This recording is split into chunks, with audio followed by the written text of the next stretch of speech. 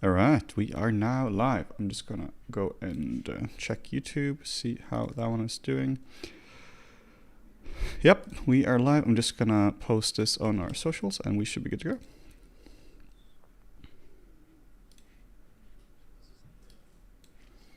Yes, this is exactly day 6. It's been a lot of streaming this week. It's been a lot of fun. I'm really enjoying it. It's been fun to do this stuff. Yeah. Yeah.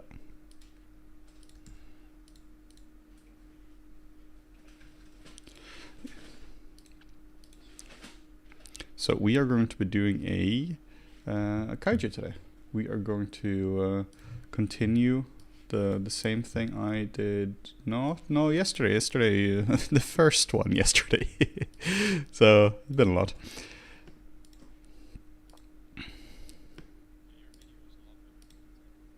Okay, flickering wise. Yeah, that's good. Alright, I'll be there in just a few seconds.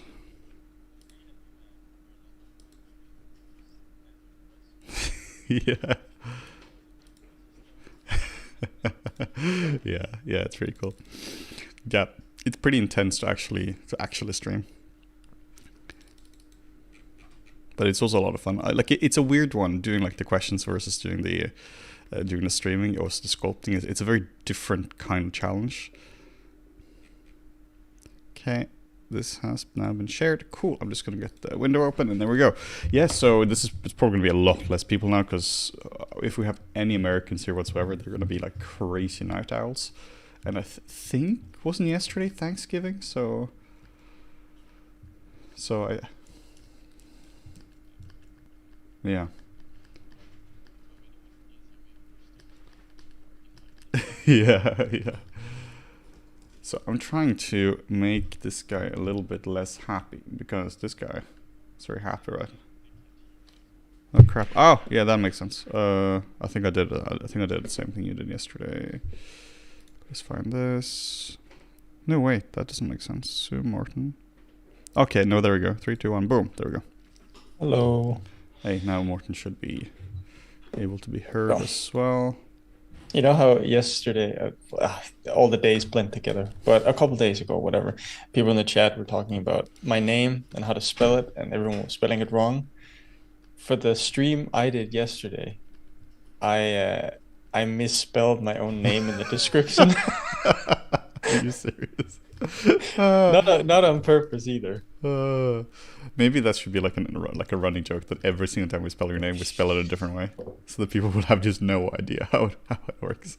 Instead of an E, I must have hit the I key. I don't know. They're not even close. Oh, it's no. just. This is an interesting one. This is the first time we actually have a lot of Australians stream joining. Oh, that's right. Yeah, that's right. Because that would be like right now, since we're streaming early, like it's like 11:30, 11:40 UK time now. We actually have Asia and Australia. Well, last time when we stream late, those are all gonna be asleep. I remember that when we were in Japan, it was crazy how time zones worked without. Yeah, so we got like, I guess some people maybe wrapping up dinner in Australia and other people preparing to go to sleep. This is, I mean, there's a lot of time zone wise. It's a massive country. Yeah. I have a fun fact about time zones. It's about China. China should have like something like 4 time zones or something, and it has only 1. Pretty interesting. It's just because they want everything to be unified there. So this, I think, it's like the sun rises at like 10 o'clock in the morning in the most like western part, when it's like 7 o'clock in the eastern part. Highly impractical. Yeah, it's not super practical, is it?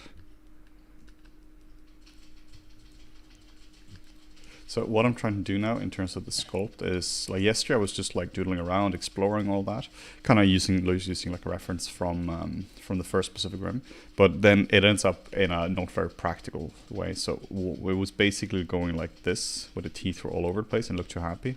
So now I'm trying to just think more logically about it, where the jaw goes in and the jaw goes in like so as well. and yeah, just trying to make him a bit more ferocious.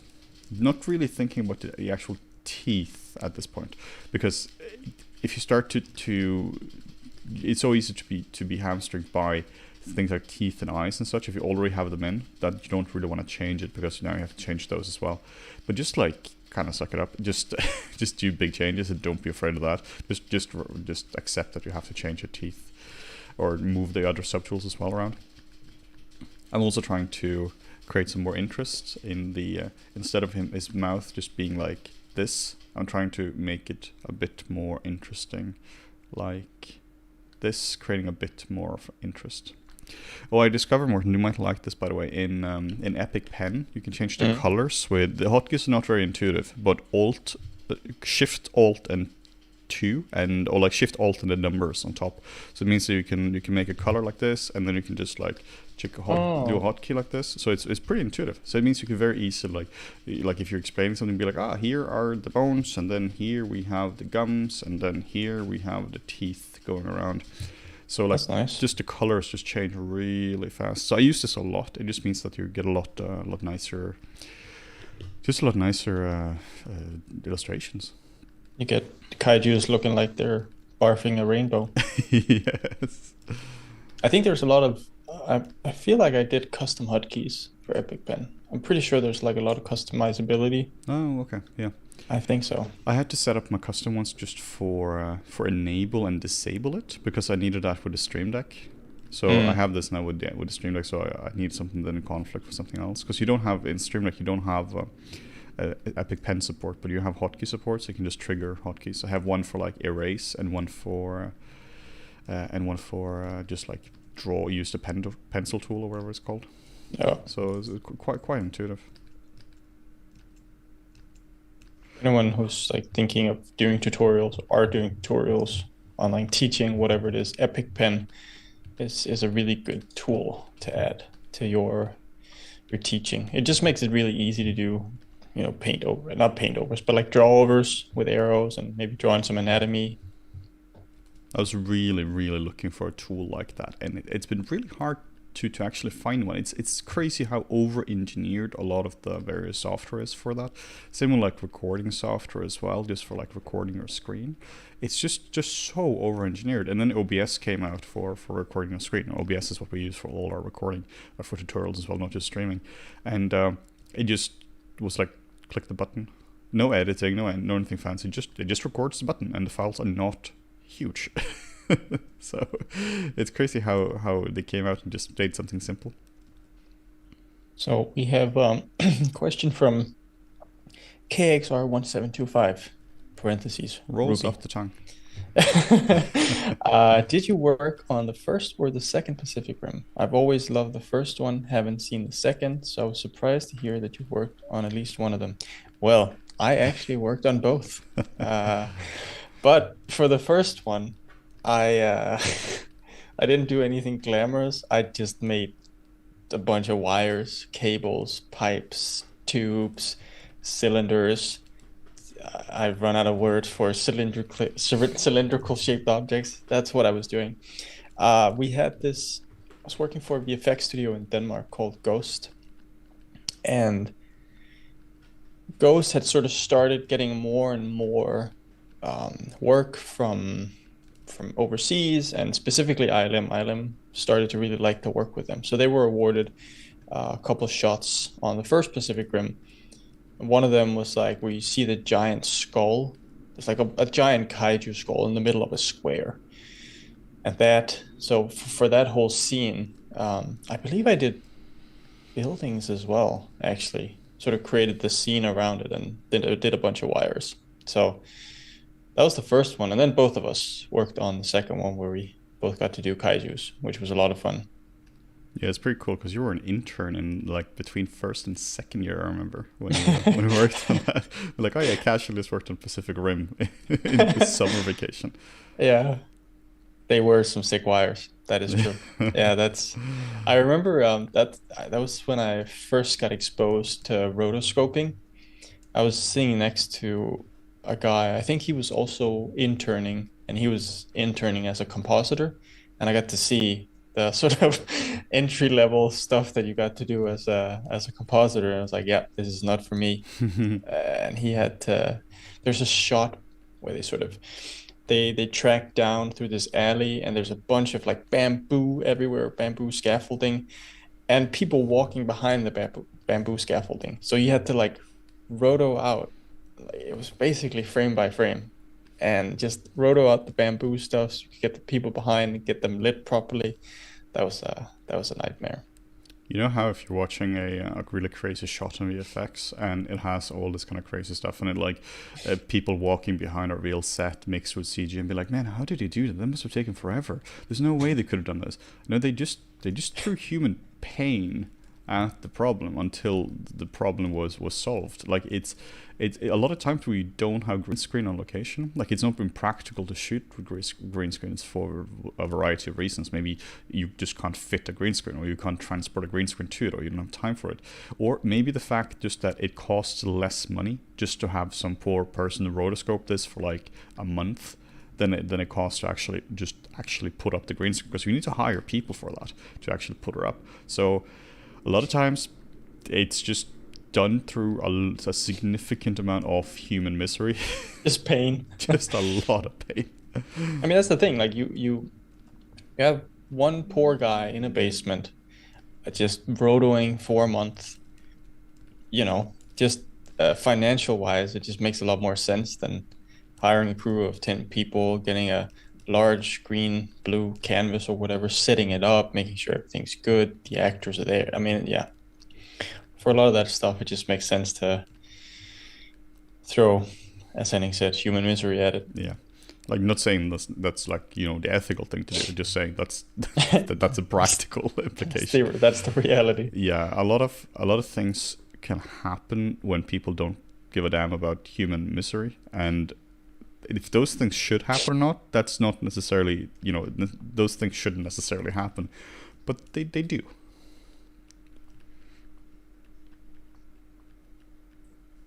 Yeah, I thought it was really cool, specifically, you know, talking about sculpting a kaiju here from kind of the first one. I thought one of the coolest thing was when being a student and watching the first one in the cinemas and then working on the second one. Because when I was watching it, was like, Yeah. I already want to do characters and creatures, and I was like, this would be my dream job. And then actually being able to touch the second one in a quite a large way, that was awesome. That was just a proper cool thing to do. Yeah, I mean, I never really expected that to happen No. like that. It was, I mean, that was specifically why um, I left Framestore to go to DNAC, because we talked briefly about that yesterday as well.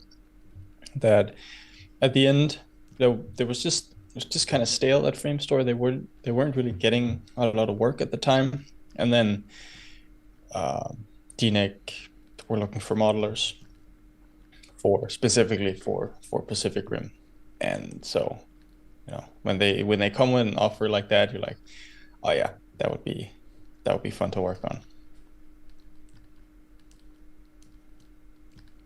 Just trying to integrate the teeth into the gums somehow. I think that's an important thing that some people miss when it comes to sculpting this. You just have your model and you have like your various subtools, could be teeth or horns or something like that, and you just don't integrate them properly. Like, remember to integrate the things. Things exist in, like, think about things as existing in the real world. That really helps you to solidify something and make it feel more realistic. Mm. James was saying that sadly the second one had 45 seconds of Jaeger versus kaijus. Yeah, I mean, from a film point of view, the first one was amazing. The second one, not so great. But in terms of work, it was a lot of fun to work on the second one. That's for sure.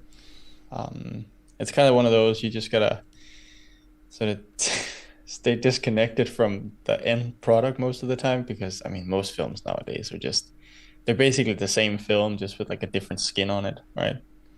a lot of times there might be like a direct connection between how much VFX there is and how crappy the movie is, in the sense that Yeah. like not just in a, oh, it's a VFX heavy movie like Avatar and such, where it's baked into that it needs to be heavy. It's heavy VFX. It's more like, oh, this movie has a lot of VFX because we didn't really plan how we were gonna do it, so let's just do a lot of VFX in it to like make up for that. It was Into the interesting. post. Yeah, exactly. Let's do it in post. It was interesting. Like there was a movie came out this year, Everything Everywhere All at Once, and it's an absolutely stunning movie, and one of my favorite movies from this year for sure. And there's barely VFX in it. Like a lot of the stuff is done in camera, and the VFX that's there is very smart. Like it's very smart how they did it. Like instead of having a real raccoon, like they're like building it up from scratch, it's just a Muppet or a puppet. Like you can clearly tell that it's just like a stop motion thing, or like a. I thought it was a great film. I really like it. It was nice to see something fresh, something different, and I think you really get that because when you have restrictions, that forces you to think differently. Like if you don't have a $300 million budget for for a film, and you're basically a team of 5 people using After Effects or whatever they were using, you just gotta come up with other creative solutions for things, and I think they really pulled it off. Yeah, I think one of the things that helps as well is just actually having a script before you start shooting. It's crazy how many movies start production without having a done script. It's completely wild how many times I've seen this in VFX where, oh yeah, the ending was we just scrapped the ending and we have to redo the ending real quick. Like I worked on at least two projects where that specifically happened, and there was no reason for it. It wasn't like it was just they hadn't just properly thought it through, and now you have to do reshoots and tons of VFX as well. There was one where they had to redesign the whole villain at the end as well, and just fix the script beforehand. Like it's one of those. There's no reason why you shouldn't be able to practically do that. You know, obviously the financials and such. The studios want to get stuff out right away, but wow. I feel like it's like if Ridley Scott wants to make a film, like he makes a bunch of phone calls and it's like, all right, Mr. Scott, you're telling us you want to make a film? Yes. How much money do you need? $200 million. Okay, what's it about? I'm not sure yet. Sold. You got it. I mean, that's basically what happened with Gladiator. For Gladiator, which is actually a great movie, they just made it up as they came along. They didn't have a script when they were shooting. They kind of went on location and they just made it up. They kind of wrote it as they were going. And That's the exception, not the rule. Yeah, very much so. And then one of the main actors died throughout the shooting as well. The guy who plays Proximo, the old gladiator, he died. So one of the shots they had to like replace him in CG and such, which is obviously hard because the film came out in 2000. So I think it was only a back shot or something. But yeah, pretty rough. Damn. Yeah, that's very much the exception to the rule.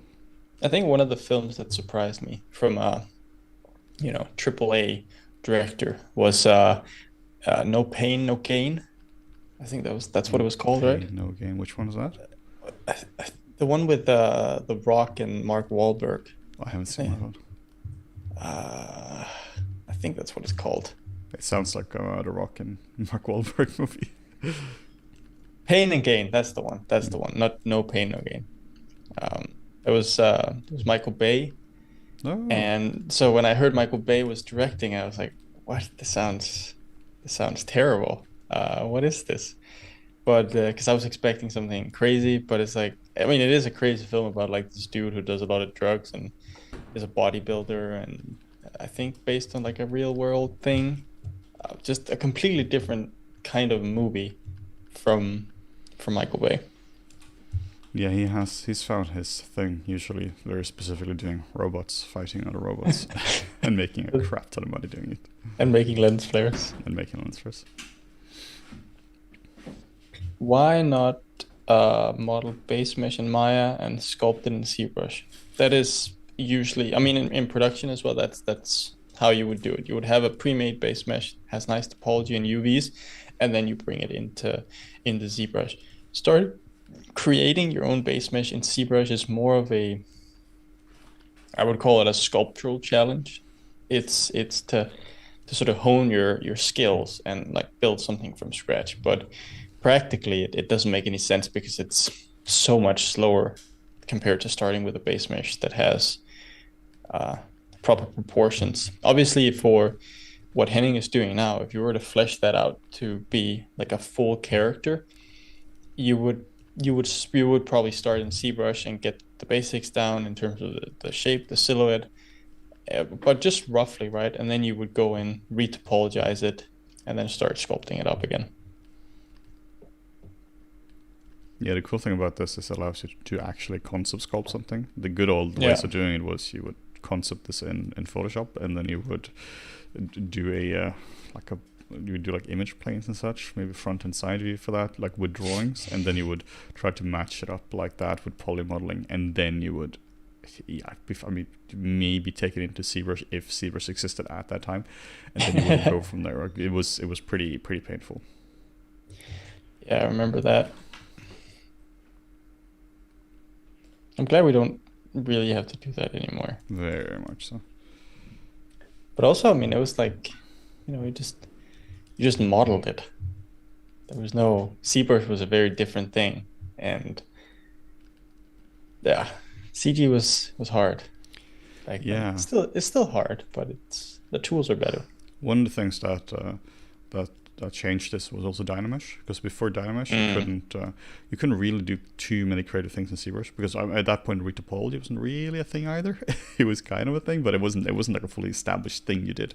Yeah. So I remember when it came out, that was 2011, I think you messaged me and said that Dynamesh is the best thing since space. And I was like, yeah, that's that's pretty. I mean, we had remeshing in ZBrush, which was not great. Retopologize, maybe project back a couple times, but like Dynamesh really took it to a whole nother level. Yeah. No, I mean, because it just meant that now you could use it as a concepting tool instead of I model something and I want to add details tool. And and then before that as well, you could maybe build it up using C-spheres as well. But I've built a lot of characters using C-spheres, and it's just a pain. You get the rough shapes down, but it's not the same. And then you would have that, you would be restricted by the topology, and yeah. I'm glad we're in a different space now. I'm gonna make a body for this guy using C-spheres. And that works now, because now we can remesh it. Yeah. Yeah, it's a really cool tool. But yes, without remeshing, then it's pretty painful. Ruby is asking, do you mind recapping what's been going on with FlippedNormals lately and what's to come? I feel like I've been very out of the loop. Super nice to see new content though, like these streams. Sure. So for the past couple of years, we have been working on a new version, or like a rehashed version of FlippedNormals, the whole marketplace, and sort of transitioning over to a fully custom website that we sorely need, because the current system just can't keep up with the demand, the amount of customers and users that we have, orders and everything. It's not a great user experience for anyone, for our creators, for us, the customers, everyone is kind of suffering under it, unfortunately. So that's something that we've been working on a lot, which has also meant that it's taken all of our focus because it's been so critical. We've kind of grown too fast, which is like a luxury problem. But a real problem. But a real problem, because it means that we spend the majority of our time doing customer support because things are broken or something, having to do refunds or transferring orders, whatever it may be.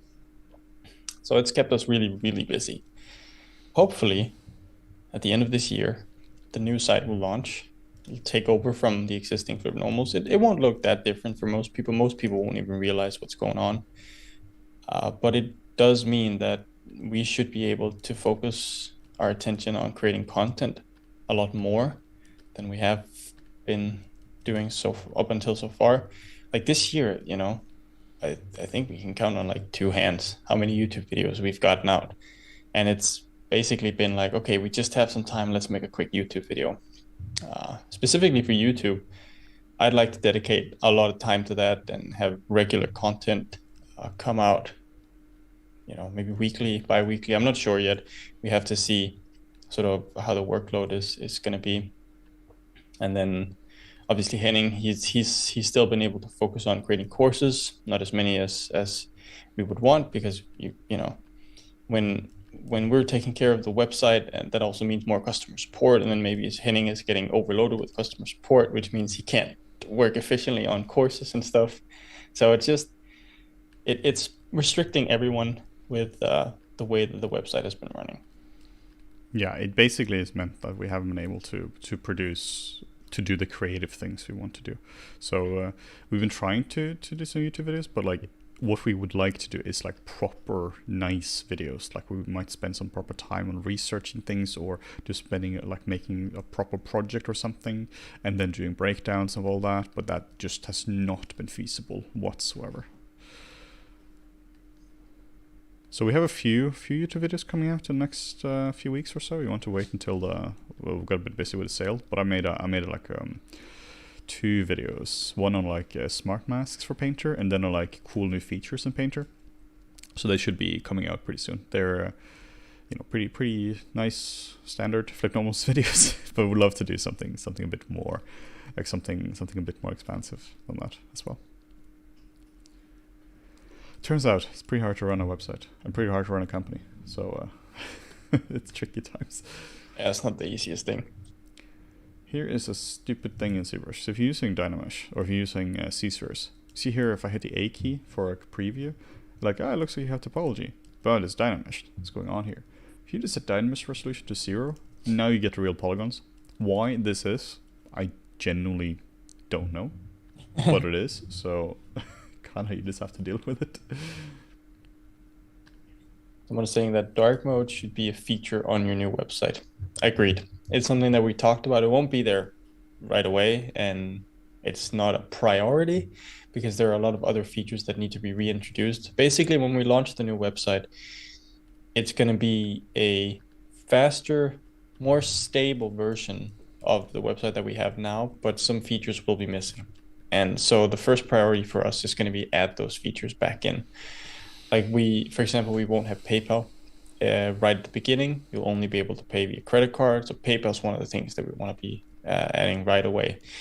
With dark mode, it's more of a, it's a nice to have, and it's something that we definitely want to have, but we're not going to be adding it right away. Yeah, it's a tricky one because you can't just add dark mode, like meaning you can't just no. go through and just like click a button which inverts the colors or something. Like you need to properly think about it, and you have to basically redesign the whole color scheme of the site. So it's a quite a large thing if you want to do it right. I'm thinking the implementation for that is from a user point of view, is just there's a toggle or something saying like enable dark mode. Yeah, I did a test actually on our testing website, which is just the new website, and I created a sort of a temporary dark mode for it. And it's interesting because it actually, if you just change the colors, like choose some nice dark mode colors, it feels off with our website. The spacing is different on a dark website versus a light website. You have to treat your elements differently, so that's kind of a tricky thing. Yeah, it sounds like just an easy thing. Like everything web development wise sounds like an easy thing. Can't you just add this feature to it? And then it turns out, oh yeah, first we have to scope it out, and developer needs to do it, and needs to just have project management and designs and proper user stories. Like it's pretty hard. James is asking what our tips are for burnout. Do you have any tips, Henning? Listen to what I say, don't do what I do, because it's one of those. There are plenty of tips on how to avoid burnout. The tricky thing is implementing them, because both Morten and I, we've definitely been suffering from burnout symptoms over the years, both with FlippedNormals, like both when we started it, during it, and with production. Like at one point we were doing like, we had another company next to FlippedNormals as well that didn't pan out, but we had that, and we had FlippedNormals, and we were doing like VFX as well. And first tip is don't do that. that was really bad.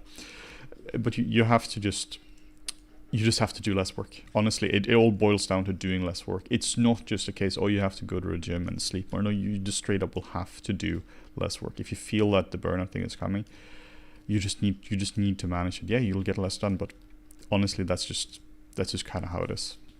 It's burnout is a pretty severe thing that can take a long time to recover from. You really, like, it depends on the severity. I haven't had like a proper burnout that has like completely burnt me out, but for some people, they basically have to leave the industry for a while, just because it's so intense. So end of the day, listen to your body, truly listen to your body, and then work with that. I think that's some pretty good tips, actually.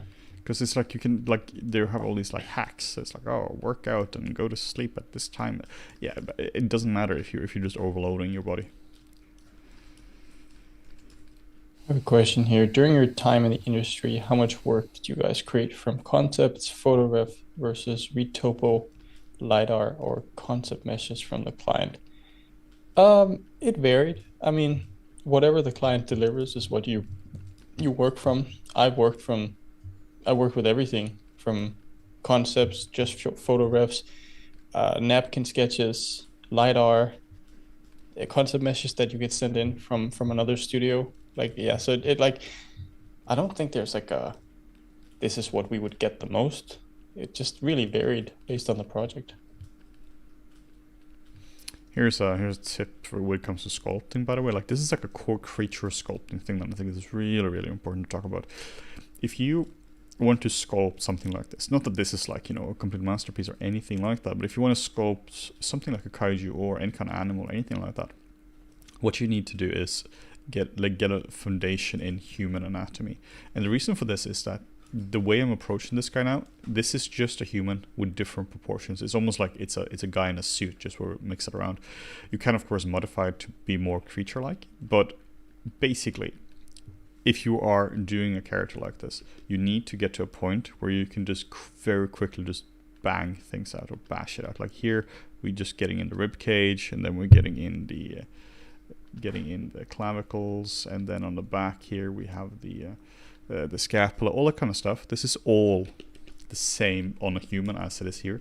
So if you can quickly block something out when it comes to human anatomy, that means you can spend all your time designing. That's what I'm intending to do now. I'm trying to block things out in terms of some main proportions, and then I'm going to try to like really design him. Because you have this is something we talked about before in throughout the stream now, where you have like the two stages, where the first stage is anatomy and the second is design. And for this to work, for something like kaiju to work and such, you need to have a proper anatomy. And that's what I'm doing now. It's a little bit of a mix between both of them. Like first I was blocking out the design, just figuring out some more overall proportions with scissors, and then using this to move brush. But then I have to go in and do anatomy, and then I have to do design. The thing is, whenever you do, it shouldn't really be so much the stages. It's more like you have anatomy and you have design, and you keep going back and forth between these constantly.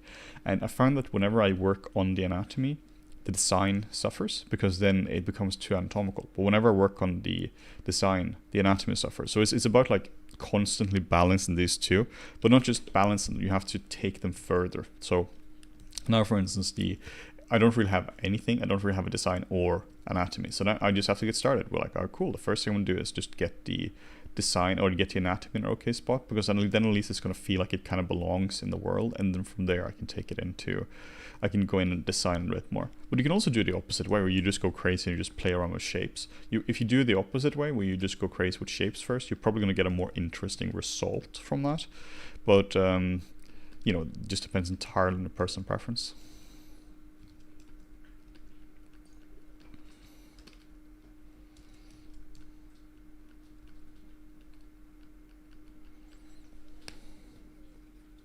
Question about Yeti. Why are there not tutorials about Yeti and painting skin with Mari?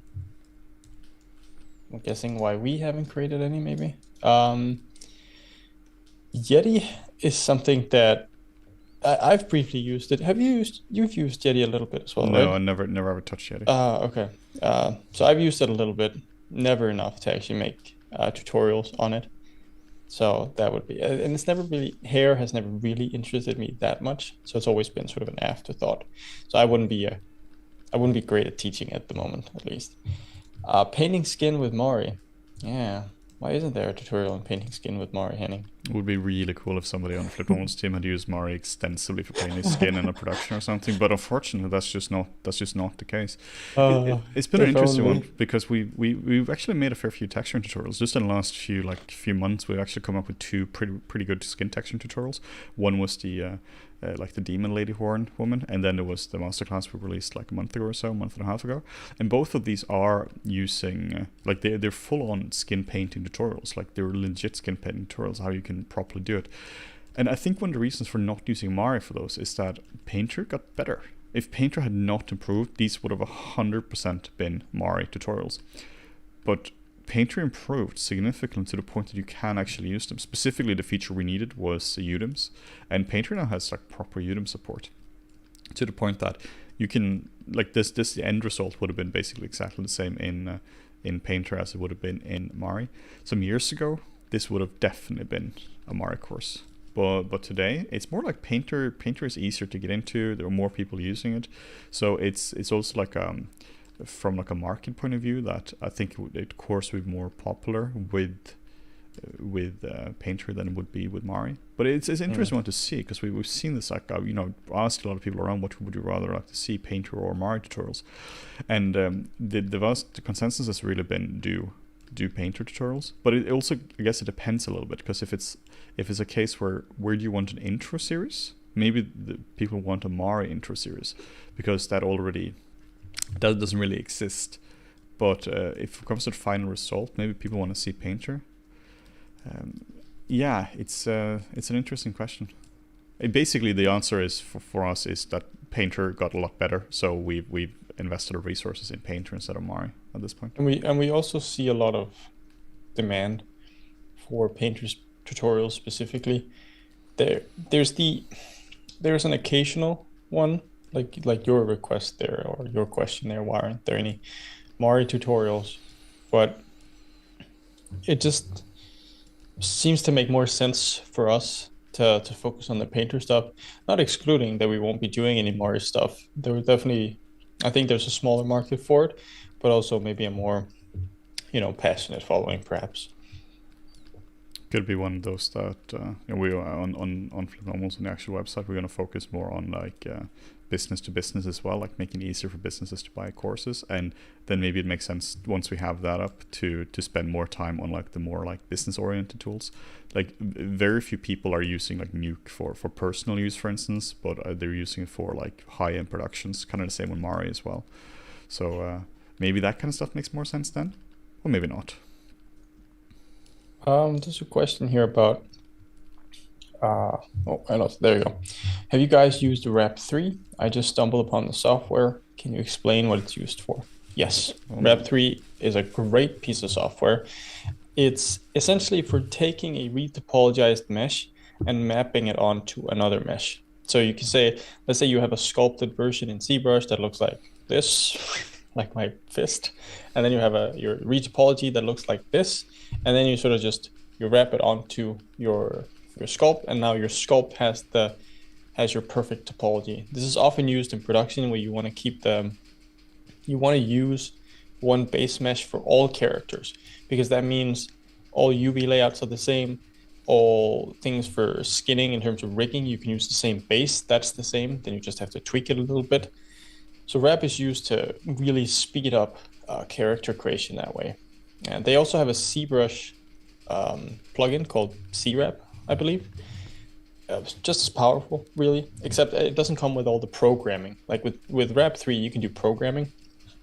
And so you can program a bunch of different things to batch retopologize a bunch of meshes. So let's say you have 100 scans of some stand-ins that need to be retopologized with the same base mesh. You just write a little script, load them in, read, apologize, export out. So it's a really powerful software. Here's a little tip for the forearms. The forearms is one of the hardest parts of the body to do. For me, if I'm doing the forearms, then the forearm is the hardest. If I'm doing the scapula and the back is the hardest. But those two are by far the hardest. So the first one is just realize that the two of them are really hard to do, and then just like take it seriously. But then the second thing is get the bones right. So the bones in the forearm is going to be something like, up here you have the humerus going down like so, and then it's going to go down like this. And it's going to have like these like little notches going out, and this is really important that we have these notches because there are two bones that go in the forearm that attach here. So we have the ulna that is going like here. And then we have the radius. Terrible drawings, but basically we have the two bones. We have a radius and we have the ulna. And these ones here, knowing the bones, this becomes much easier to know what's happening in the forearm, because this is how the hand rotates. You can look at your hand now and just like move it like from like here to here. And what's happening is there's no like rotation or anything in the joint. It's all just that the bones are moving around. Mostly it's a radius moving around. You see how you have the thumb, and this is where the radius connects to. And kind of the pinky doesn't move that much because this is the ulna, so the ulna stays mostly the same, and then the radius moves a lot with that. So once you have that, then you have basically three little dots here, which this is kind of rough what's happening here in the on the kaiju, but we have basically three dots, and from this one, this is where we have, it's called the ulna furrow. Basically there isn't really anything going on here. This is just a bone going down, and this goes into this point here. This is called this is just the elbow. It's called the olecranon, if you want to be fancy about it. So this goes in here, and then no muscles basically go around here. I don't think there are any exceptions. So I don't think there's any muscle that actually wraps around it like so. And then you see you have two dots here. You have this one, and you have this one here. And when you see pointy bits like this, then you can be sure that muscles is gonna attach here. So that means that we're gonna have basically one shape, one large group of muscles that's going to go here and goes like so. And these are a bunch of different things going on here. I don't think it's often necessary to memorize specifically which ones these are, just because there are so many of them, and they generally form a common mass. And then you have these ones here that basically go like this. And this is like a simplified version of how it works. So you basically have the bone going in the middle, point a bit here, and they basically just form like one common mass. Some people like to refer to this as like just looking at like elongated American football, which just goes down here like so. And this is quite useful. So we have this muscle group here, and then we have this muscle group here, and they do the opposite. Like this one here is going to like flex the hand. You can feel this if you put your hand on that area, it's going to flex it. And then here, this one here is going to extend it out. Just going to like move it out like so. And then we have another one that is on top of this, that is like two muscles that goes from like up here, and they go down like so. And there are two muscles, but they basically form one mass. So these are going to rotate the arm a bit more. Like these are actually going to focus on not just flexing and extending, but actually rotating around. So you can feel this if you were to do rotate around, you can feel these muscles are like rotating. And then basically once you have that, then you have three muscles group. You have the rotators, you have the flexors, and you have the extenders. And that just simplifies the forearm so much for you, because this gets very tricky in a few different scenarios. It gets very tricky if it's static like this. It's just tricky to get it right due to the complexity. It gets tricky if you are rotating your hand around, just like purely rotating your hand around. Then the form changes entirely. And then it gets tricky if you are like flexing your arm. So you take your arm and it goes like up here, or you're trying to put your arm up to your face. Then it also gets tricky because stuff just goes a bit crazy. And then imagine doing all of them, like the arm moves up here, and you're like rotating your hand and you're flexing your arm as well at the same time. That's why it's important to like separate it down into like basically these three separate volumes, and then you can always figure out exactly where each muscle goes to and from. But like I said, most of the time you kind of get away with would simplify into 3 simple volumes. A pro tip for anyone with the forearm there. So on the back there, where you have the bone sticking out, the ulna, like the big bone, sort of sticking out right there in the middle, you have a tiny, tiny muscle called the inconius that sort of, it doesn't wrap around the ulna, but it just sort of sits on the bone. And oftentimes it'll sort of wash out the boniness of that bone. So you'll often have like this lumpy little muscle shape instead of like maybe hard bone there. Yeah, good tip. So many small little tips like that for the forearm. Like there is no end to how much you can get into the forearm. I mean, you can take a whole complexity is crazy. Yeah, it's completely wild. That's why I'm really figuring out ways to, like, I'm trying to teach this kind of stuff. Like, how do you actually teach the forearm? Because if you just got started with like, okay, here's every single muscle of the forearm. Oof, like that's like, okay, let's start in Spanish 101. Let's start with the 200 most used words. It's like, oh, okay, let's start with like 2 words. Let's get started with like 1 place, because it's not just the word you have to memorize, like in terms of the names of the anatomy. It's the function and the placement and all that. So it's really tricky to figure out. And also you have to simplify it. You have to simplify it down. And then you need to design it as well, because currently we have like a forearm looking thing here, but we also have to actually turn it into something that looks cool as well, so that it's not just it's not just something that looks like, it feels like purely anatomical. It needs to be designed as well. And there's it's only saying a struggle with the tricep. There's actually a really cool anatomy resource directly in ZBrush. You can find this if you go to Tool, and then you go to the ranking slide anatomy model and double click this one. And then here, this is one of the ways I'm really learning anatomy. It's really, really handy.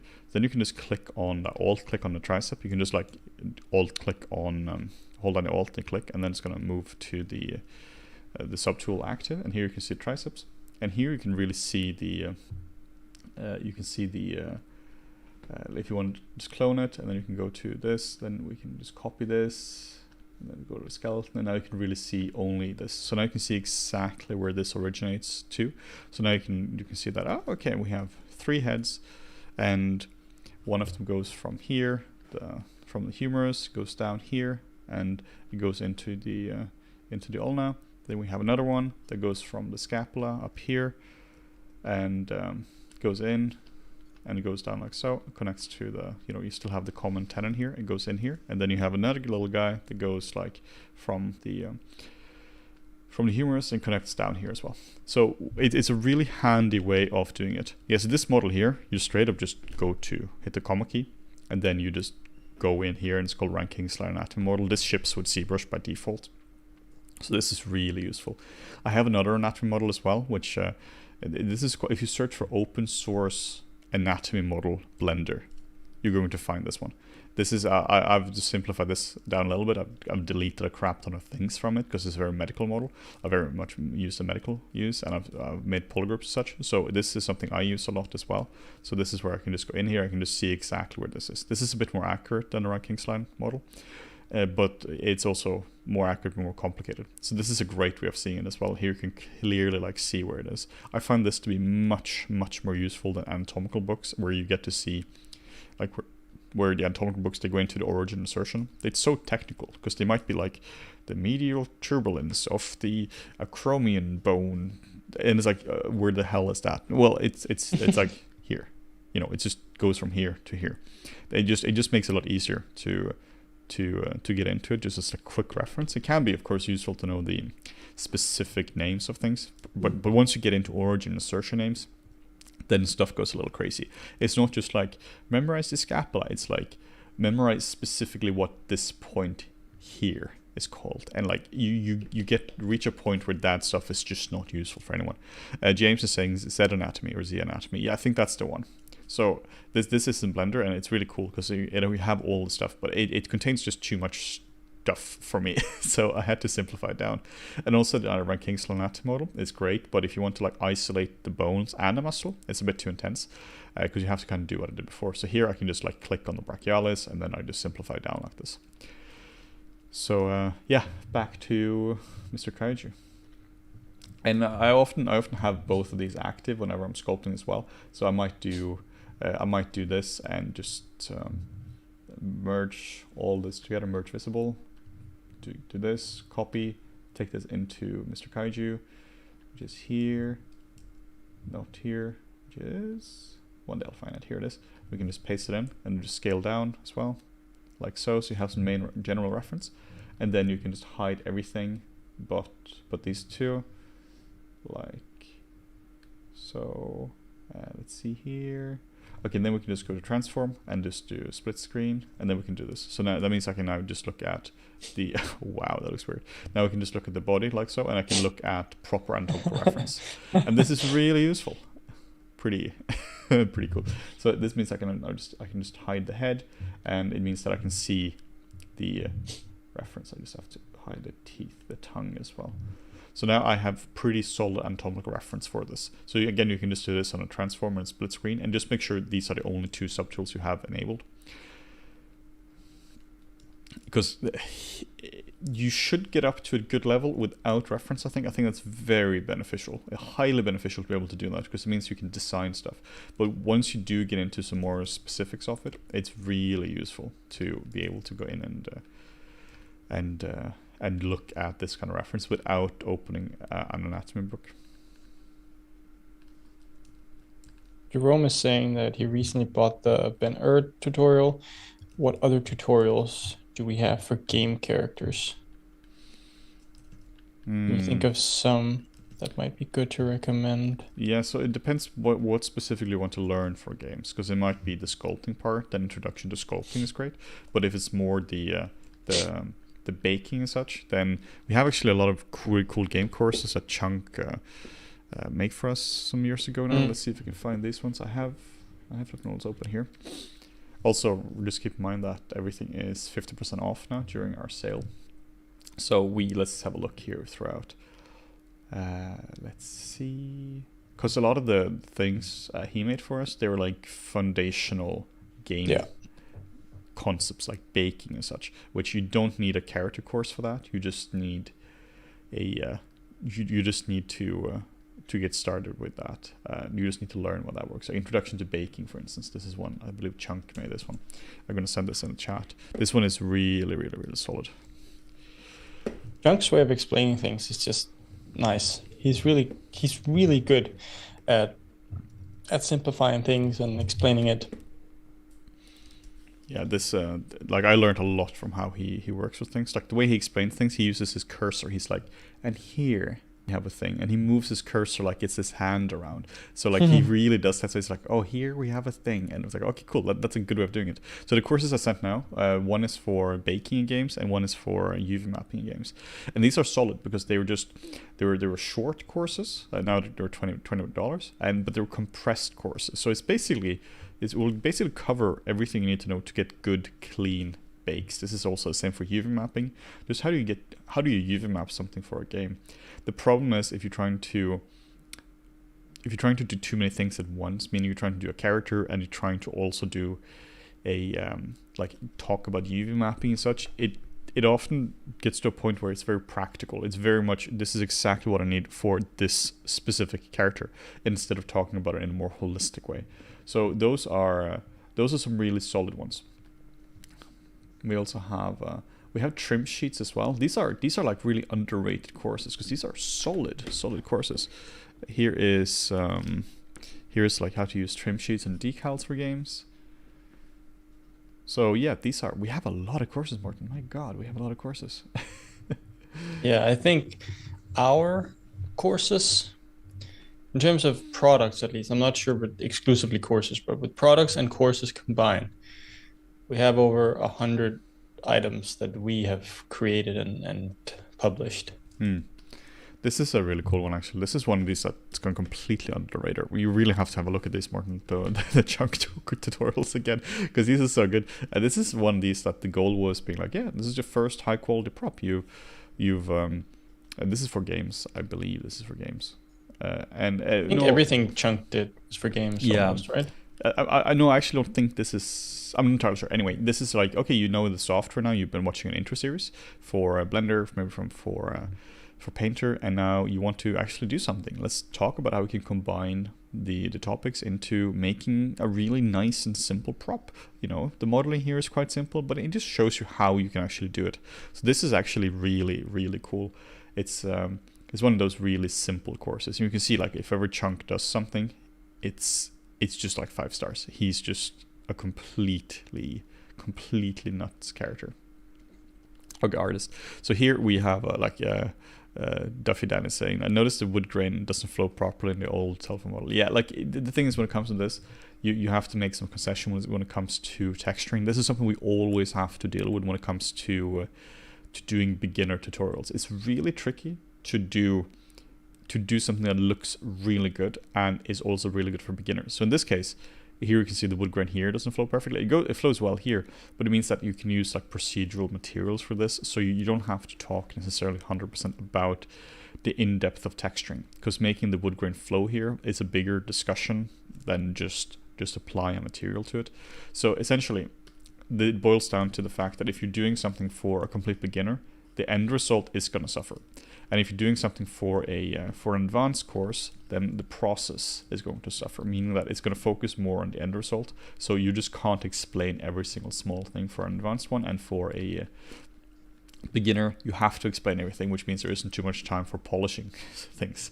And also, a lot of times when it comes to texturing something or modeling something for more of a portfolio thing, or it's going to look really solid, you just have to spend a lot of time on it. You have to go a lot back and forth, and you have to do a lot of small little annoying things. And for a beginner course, you just can't do that. For anyone interested, I can tell you that we have around 70 tutorials. Wow. Is that including courses, or is that just like tutorials? What's the difference? The lighting scenes, does that count in these 70? No, that's a product. So Okay. just tutorials Wow. is around 70. That's a lot. That is a lot. Been, Could be more if we had a better website. Yeah, it could be. We should really figure out a way to make sure that a lot of the courses are like, they're not just being forgotten in the scrolly bar, because there are a lot of really good ones.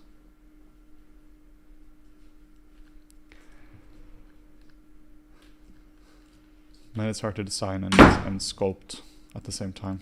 It's super hard. Yeah. It's really tricky. Like all 3 things, you like look at chat, talk, Yeah. think about all the sculpting things, but then also think about, okay, how could I make this better, look cooler? And Yeah, and also I need to I should explain some things along the way as well, and it's really hard. It's very different kind of stream if the end result is going to look super cool, because then it's like, all right, don't bother me, just watch me sculpt, and I'll leave some comments once in a while. But if you want to do something interactive like this, which I think is a lot more fun, then the end result is just not going to be the same. Yeah. Cuckoo is asking how much time it would take to make a character or creature like this in production. Oh, We know exactly how long that would take. That would take us a year to do.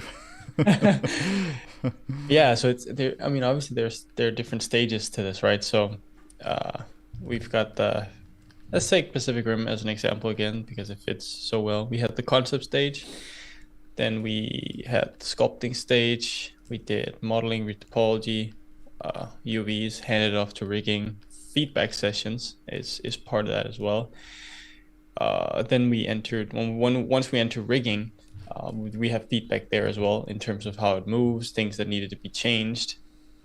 Then we go on to animation, and then finally, we have shot sculpting as well. So once the rigging team, animation team, and the sim team, who's simming all the skin and the weight, the jiggle and everything, the shot sculpt team comes in and then cleans up those individual frames or whatever it is where the sim has gone gone haywire. So that's pretty much a full year for that. It also takes much longer to do something in production, like just concept sculpting, this kind of stuff, because you have so much feedback along the way. So it's not just do a concept sculpt and then you restart with topologizing it. Like if I was doing this for production, I would probably already have feedback on it. Like where like I would spend like a bit of time on this at this stage, and then hand it off to an art director or to a VFX soup or whatever, and then already have feedback, not just on not on the anatomy and such, but more, is this the correct direction we want to go in? Because there's no point in continuing sculpting this if the direction is wrong. Like why would we continue on making something gorgeous if it's just fundamentally the wrong direction? Like they're like, oh, we actually want a quadruped instead. And it's like there's a lot of focus on different things. For example, for Raijin, for the film, I spent 2 weeks. I think it was 2 weeks on his feet, because there's a shot where Raijin enters frame. I think it's like the first time you see him, and his foot just goes through buildings, and everything just comes crashing down. And this is super close up of his feet, and the supervisor at the time, we like kept going back and forth about what we should do. Ultimately, we ended up going back with the foot that I had right at the beginning. So that was a waste of 2 weeks, but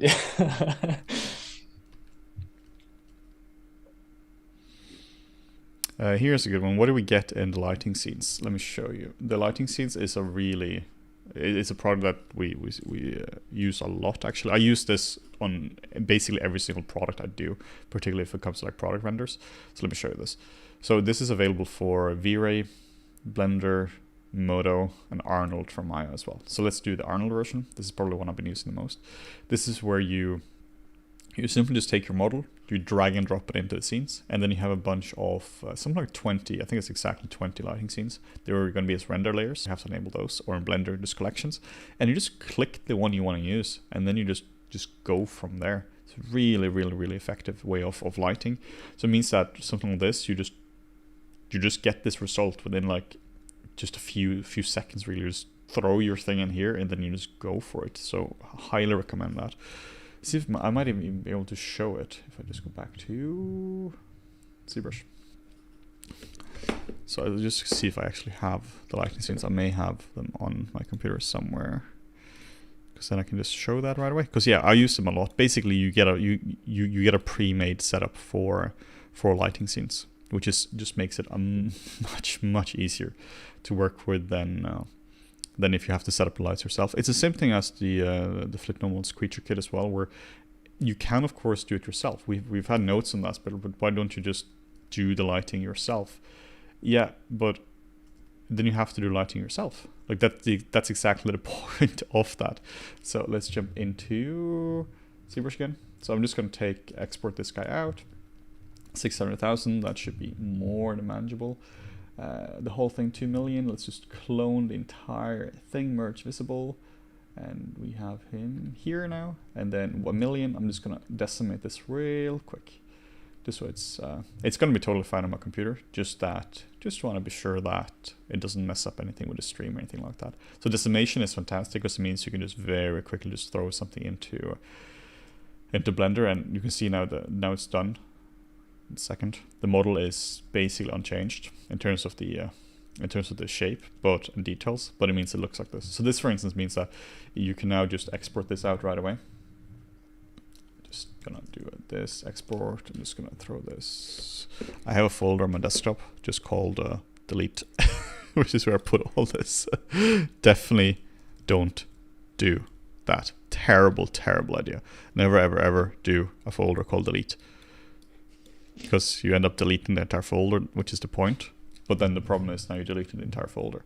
So let's see here, Blender. So I'm just going to delete Poor Suzanne, File, Import, OBJ, and then I'm just going to go to in here. That's the wrong one.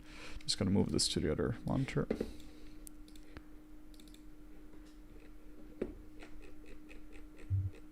Yeah, and the lighting scene works for for you know all the popular software. Let's see if we have this one. I'm just gonna have to see if we can use this. Okay, cool. So then we can just scale this guy up. We can just do object, set origin, and then we can do origin to geometry. We can scale this up. GZ, move them down, and then we can rotate them around like so, and then we can just scale them up a little bit, scale them down a little bit, rotate, and then we can just continue to rotate this guy around a little bit like so, and then we can move them up a little bit.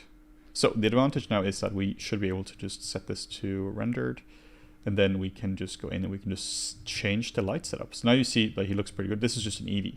So we can set this to cycles, and I'm just going to use CPU for now just because I don't want to overload anything. And then we can just set a material, so we can just give him one of many materials. So this is like, we can make him plastic.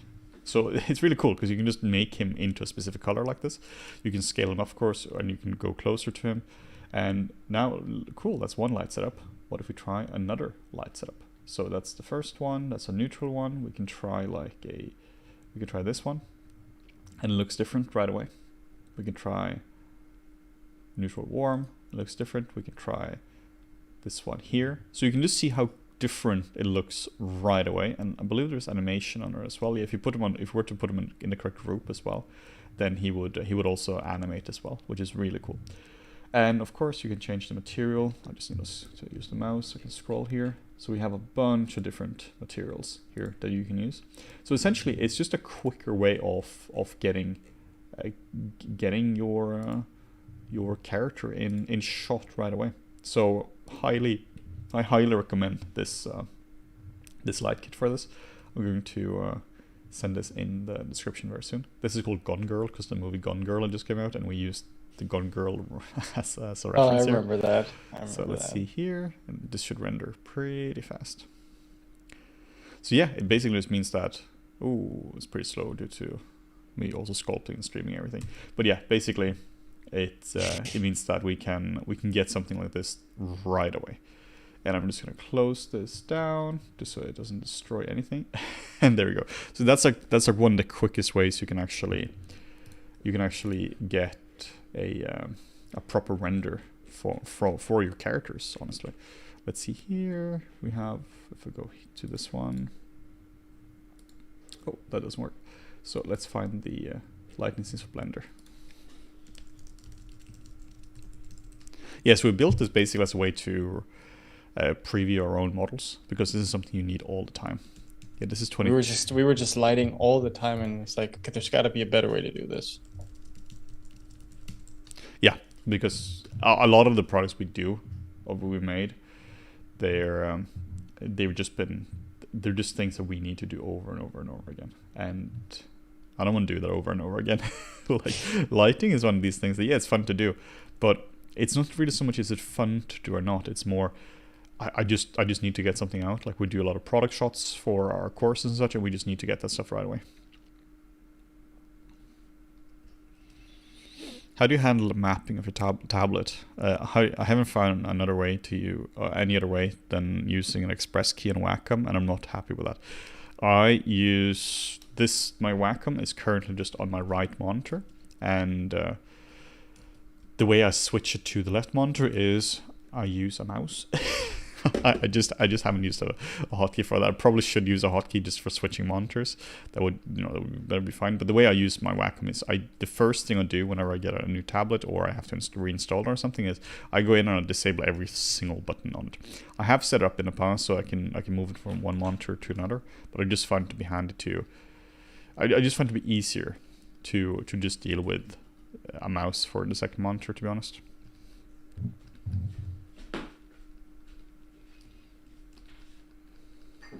It's one of those, I definitely don't have the ultimate setup for that.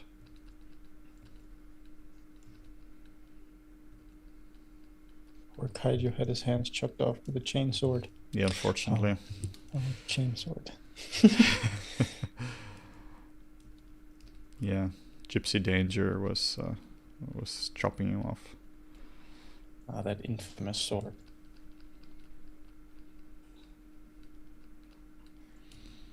You can still see I'm kind of in the anatomy stage still.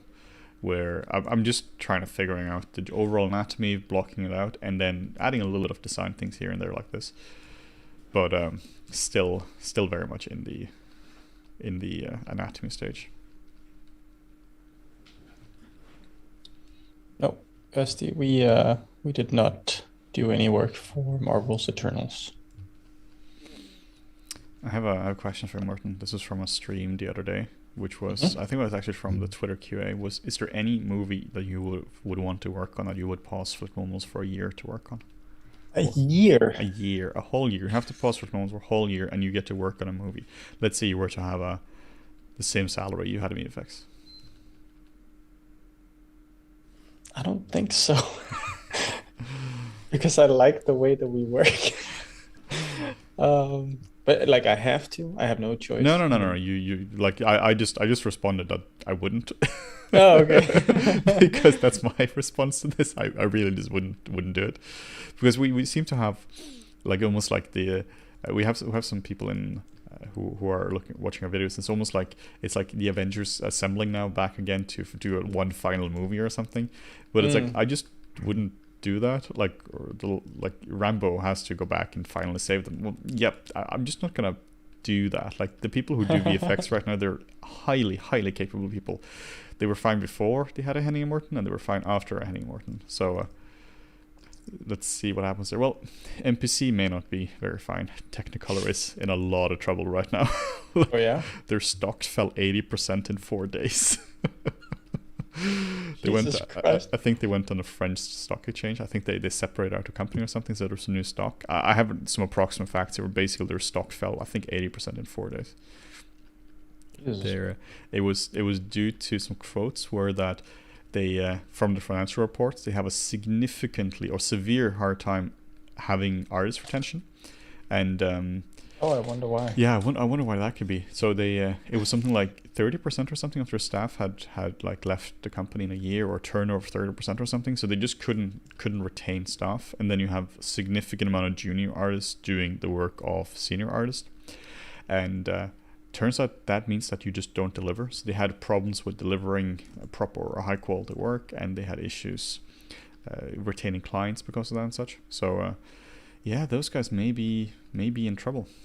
It's like NPC forgot to ask the question, okay, how do we, as a company, you are dependent on people wanting to work for you.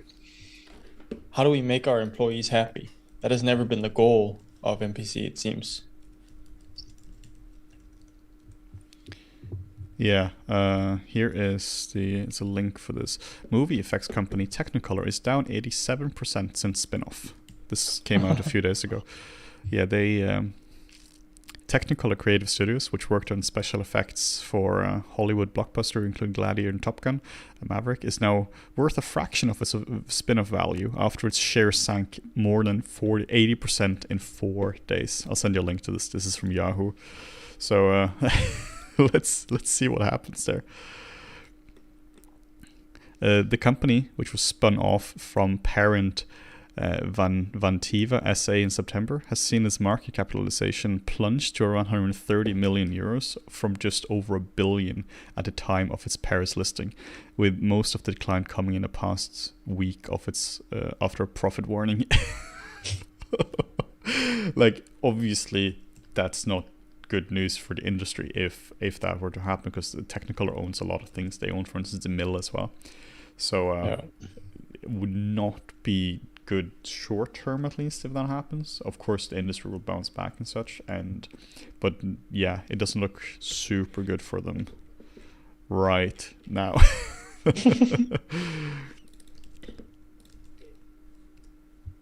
Yeah, there was some pretty bad news for Technicolors over the last week. Yeah, this was a different article in this one, and it really was something that they lost a significant amount of talent due to that. I wonder if it's different. I just saw someone say that they have friends at MPC in Adelaide. Obviously, I can't speak to that or MPC's headquarters in other countries, but at least when you were there in London and the amount of turnover that they had, and like you say, with junior artists coming in and punching way above their pay grade, when they weren't really supposed to. I'm wondering if it's the same thing, if it's just a company-wide policy there that has just been sort of mismanaged a little bit. Yeah, I think so. I mean, this is a thing that's been going on for quite a while, and now with COVID as well, they're having a bit of an issue Mm. with they're forcing people to come into office as much as possible. Other studios are much more lenient there as well. So now you're used Yeah. to working from home and being able to take care of your pets and your family and all that, and now you're being forced to go back again. That's going to be tricky when it comes to like you're just gonna abandon that company if you're forced to go back in again. Like even just here, like in London right now, like if you want to go into work, it's £3.50 each way. I mean that's like Hmm. what $8-9 each way just to go to work, and that's quite a lot of money. I mean, Yeah. remember when we worked in VFX, it was something like I think we paid £140 a month for commuting just in and out each month, and that's particularly what like cost of living crisis happening now with everything getting more expensive, energy getting more expensive, all that. You might just not do that. Particularly if I get to work on cool movies, but tons of companies that allows you to do that. But even if you have to take something that doesn't allow you to work for a cool movie, it's being able to spend time with your family and all that. Like Yeah. I get that. Structure your work day. I mean, sure, you have to go to meetings even when you do, work from home and stuff, but the freedom that people got to taste under COVID with that. Obviously, it doesn't work for everyone. My wife's dad, he fucking hates it. Like he can't work from home. It's just doesn't jive with the person that he is. He loves coming into the office, talking to people. So for him, makes sense. Yeah. He doesn't want to do it. But I think for a lot of people, it's been it's been an eye opener. I think it's also just like if you're a person like that and you like to go into the office, then obviously going off into the office is great. But the problem is when these people are forcing entire company to come in, like in terms of policy, it's like Yeah. yeah, but now you're forcing somebody to live in a specific location. I find that to be pretty selfish, to be honest. Imagine if we hired for FlippedNormals and we're like, you have to live in London or Copenhagen to do this. Yeah, but I can do the work remotely from India or wherever it is I want to live in. Yeah, but no, we want you to come in. Like And that. specifically VFX work. I mean, it's I'm trying to think. I mean, sure, if you have a question for someone like a technical thing, that can be that could probably be faster, but set up Slack channels for your company or Yeah. something. Meetings easily done through Zoom. I really don't see the advantage for most artists in terms of coming into the company. The only one I think there is a legit use case for coming in is if you're a complete junior, like not Yes. in a derogatory sense, or you're a complete rookie, just in the sense that you straight up come from a university and you need to this is your first job. The thing is, whenever you start a company like that, you're going to go down a level in terms of what you're able to produce right away, just because of the bureaucracy and everything there. Like everyone who starts at a major company, they're already like talented people, but they come in there and they're so lost. They don't know how to approach anything because you're now a cog in a machine and you have to fit into the machine. You have to learn how that works. So even if you're a brilliant modeler or texture artist, you're gonna have so many questions on how to achieve the quality needed, how to achieve the how to just publish your work and all that. So I really think if you're a complete beginner, well, not a complete beginner, if you're a junior, if this is your first job or if you're new to the company, it's very beneficial to be in studio, just because that stuff is very hard to learn just through Zoom. Though that's obviously been a case that a lot of people have done that now. I met people who's had like finished uni during COVID, had their first job during COVID. So basically, they haven't met people like in person Oh wow, since like 2020. It's pretty wild how that works. that's crazy. I mean, cool that they can get it to work. You Yeah, know. I feel really bad about students during COVID as well, who like not just like university students, but like students at all levels. Like it's your entire like thinking back, like COVID has been lasted for like basically your entire high school or your entire university experience at this point. Like it's quite a long time where you haven't been able to socialize and like make those connections you would have otherwise. And there are definitely positives, you know, with coming in, and when you don't have a network, if you just came out of uni and you're starting at a company, there's definitely advantages going in, sitting down, meeting your colleagues, talking, making friends. Um, yeah. Yeah, definitely. All this is to say, Technicolor might be in trouble. Yeah, What are some memorable creature designs from films, TV, or games in the last year, in your opinion? Um, Without spoiling anything, I would say there's stuff in the new God of War. I know a lot of people haven't finished it yet and maybe are playing, but in the new God of War, I would say there's a lot of memorable stuff. Yeah, no spoilers, please, Martin. I haven't got that game yet. But in that case, Henning, then no. No. For me, Elden Ring.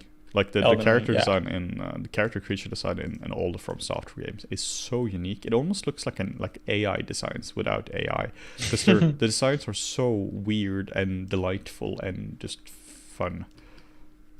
I love in Elden Ring how you have like in the intro you have like all the epic stuff that happen, and then they have like the loathsome dung eater like out of nowhere. Like such a serious one, and then you have like a dung eater just hanging there.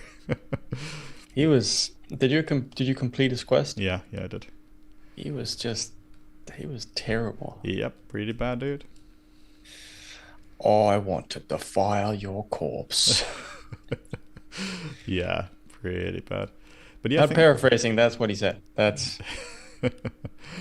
I think for me that's probably the coolest thing I've seen in the last year in terms of designs. Yeah. Joy is asking, how does anatomy work when the character is rigged and animated? Are there muscles inside the model that can assist with how the mesh deforms to accurately represent how muscles move? Yes. For basic stuff for characters, not so much. But once you get up to the more high-end stuff and especially large creatures, a lot of companies use a software called Ziva, where so you have your muscles in there. They're simulated in terms of like contraction and release, jiggle, gravity, everything to sort of give a more accurate representation of how a body would move, whether it's creature or human. Yeah, very expensive to do as well in terms of pure performance, and in terms of you need an artist, like a tech artist, to set that up as well. Like some might be in like technical animation, it might be called, or it's rigging, and then you just need the software itself, and pretty expensive. But if you're doing, let's say you're doing something like this for a final production, then it's highly beneficial to have something like that, because the stuff is just going to jiggle and deform in a much more realistic way. And you need cleanup as well to fix all the stuff that went wrong in Ziva. Yeah. This question is this being used for games as well? I don't think this is being used for games. I think that's too expensive currently. Unless maybe for like cinematics or something. But as far as I know, it's not used for games. Though, don't take my word for that. I'd be curious, sort of, what is the like kind of sim? Obviously, there's basic cloth sim, real-time cloth sim that happens in games, but in terms of other stuff, I don't really know.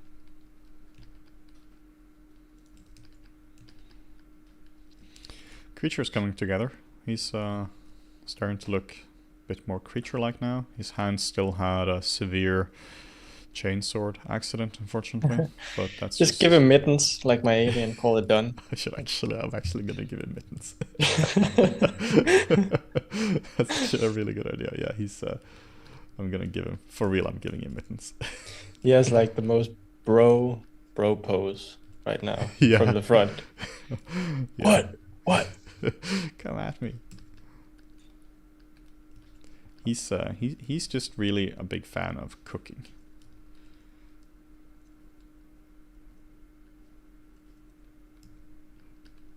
What features are you hoping to see in ZBrush someday?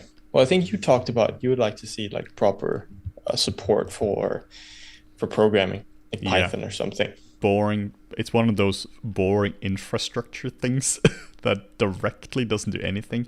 If there was Python support tomorrow, nothing would change in ZBrush. But in a year, it will be a transformed software for sure.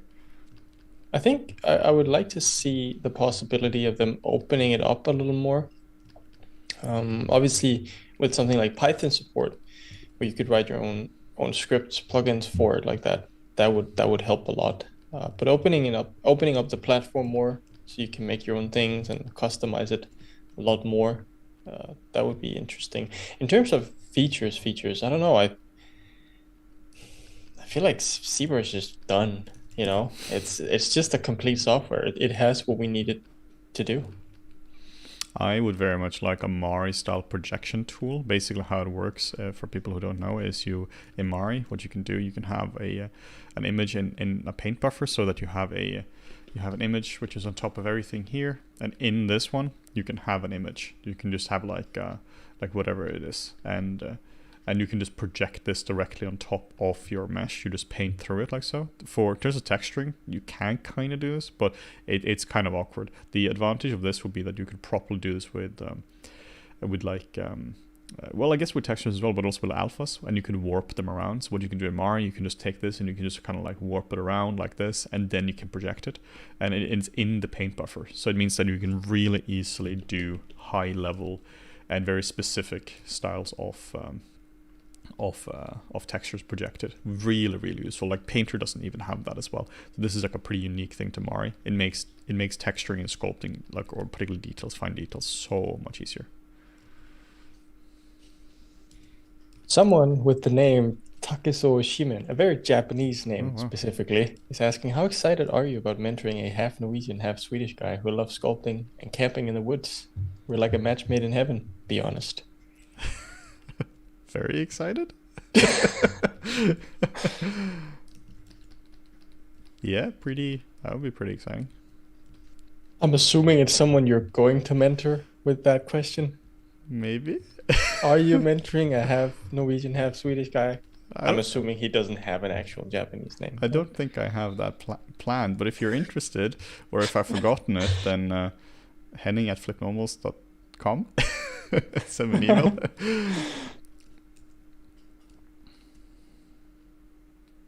But I'll be very excited to do that. Damn, he forgot.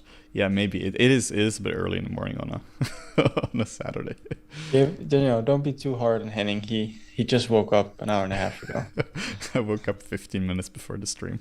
And I was like, okay, it's been an intense week. Okay.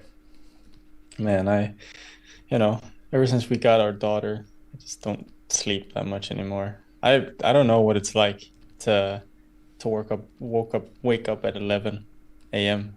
for example, or 12. It's pretty good, Morten. It's always 6 or 7 a.m. every day.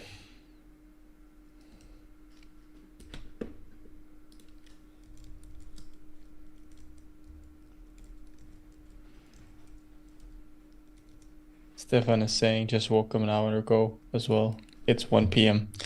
That's great. I'm happy for you. That's not hearing any resentment in your voice or anything like that. The kaiju has now been given mittens. He is now ready to. Oh, you gave him like actual mittens. Yeah, no, he's kidding. He can now cook. Not just like hands that look like mittens. No. He's wearing actual mittens. Yeah, he's taking out some very, very, very hot food from a stove right now. Lars is saying that we're sleeping on your behalf, Morten. Oh, I appreciate it. I can really feel it. Yeah. Oh man. It was tougher in the beginning. The first 3 months of FlippedNormals, we weren't really doing a lot of FlippedNormals. It was more the baby stuff. Now it's better. We can function. Yeah, that's pretty good. What I tend to do as well when it comes to designing these things is I just go crazy with a little bit too crazy. I go a little bit nuts with the inflate brush. The cool thing about that is it gives you really good volumes for characters. So and just just stop it there. It was perfect. Yeah, if you go a bit too nuts, it goes a little too crazy. Why are so many tutorials made by Swedes? I have no idea. Are that many tutorials made by Swedes? I think that's actually true. Yeah, there are quite a lot of Huh. Sweden-based tutorial creators. Maybe it's Maybe. because Sweden has such a good ecosystem for games. Like, Mm, just across from where we lived in Denmark, in Malmö, there are so many game studios, so it probably attracts a lot of Swedish people. yeah. And Swedish people are just born with game dev in their blood. What's the baby thing? Joined very late. I had a baby, or I guess my wife had a baby. I just take care of it as well. Yeah, so it's been a journey the last year or so. So she's a year old now. Starting to, the past 4 months or so, her personality really started to come out, and now she's throwing tantrums every day. Small things like you close the door, a door, not a door she was using for anything, just a door, and it's the worst thing that ever happened to her, apparently. Very demanding little girl, it sounds like. Oh yes. Yeah, I feel having just got some small little pets myself that doesn't. It's not exactly the same. They don't really wake me up as much. So No, it has nothing to do with having a baby. no, a little bit more work having a baby, I think. Are you gonna start your baby on Blender or Maya? Sounds like a drug or something. I don't know. Probably neither. Houdini. There we Yeah, go. that's the way you gotta start.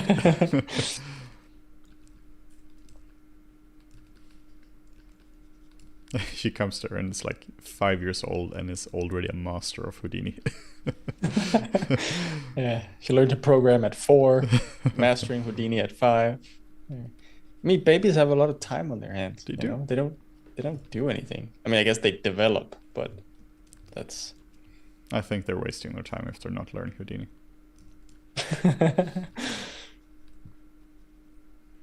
I mean, we practically started with CG when we were kids, right? I mean, how old were you, Morten, when you started first with 3D? 15. Yeah, I think it was the same. And back in 2005, 6, and then you're legally a kid for quite a few years. Yeah, and you might ask yourselves, wait, how do 15-year-olds start with 3D? How'd you get your hands on that software? Don't worry about it. Yeah, that's just is what it is. It's one of those, like, everyone has an uncle who has a copy of Mac somewhere. I met a guy online. Oh no! I don't want to know where this story ends. With me having 3D Studio Max apparently, but that was it. Yeah, gotta say, learning 3D at that age alone, without really, we got internet that year, like broadband. That year we were pretty slow because I lived in the mountains. Not even in the mountains, just everywhere in Norway lives in the mountains somehow. And it turns out it's pretty hard to do mountain internet. And yeah, just got broadband in 2005, and same year started Photoshop and such. That was the same year YouTube was invented. Oh man, yeah. That's been a while. Yeah, it's been a while. A little bit easier to learn CG now. I actually have to get going now. I have a family event right here in the middle of the stream, so I'm gonna leave you guys in the hands of Henning, the kaiju sculptor. Yes, I will continue for a little bit longer, and then I will not continue for longer after that. And then tomorrow we won't be sculpting. We're taking the day off. On a Sunday. On a Sunday after like a full week of streaming every day. But then we'll be back again Monday and Tuesday. Yeah, this should be exciting. And then probably a little bit of a streaming break, and then maybe we can continue over after New Year with a little bit of streaming here and there. Definitely not every day like now, because that's pretty insane to do. Yeah. But yeah, cool. Enjoy your family thing working. Thank you. All right. See you guys. Bye-bye.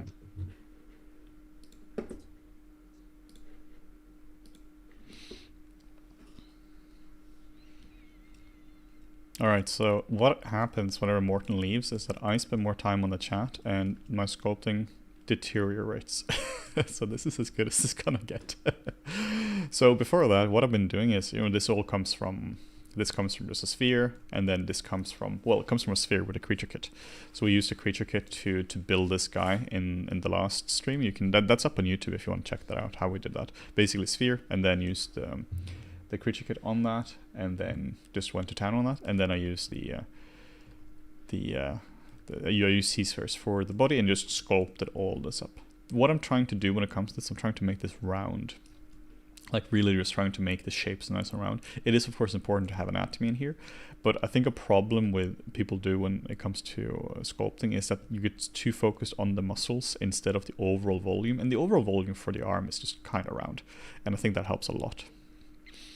Can you show us the FlippedNormals eye kit, especially those VFX eyes? Yes, I can. So we already have this guy in Blender. I closed down Blender, good job. So let me open up Blender.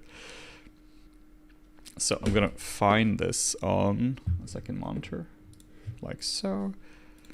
I have all this ready. I have a folder with all the kits we have because I used them so much. So let's see here. Face kit, lighting, eye kit. There we go.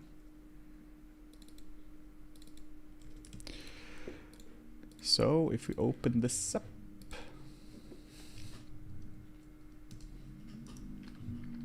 so here we have the eye kit, and hopefully everything should just launch right away in terms of textures and such.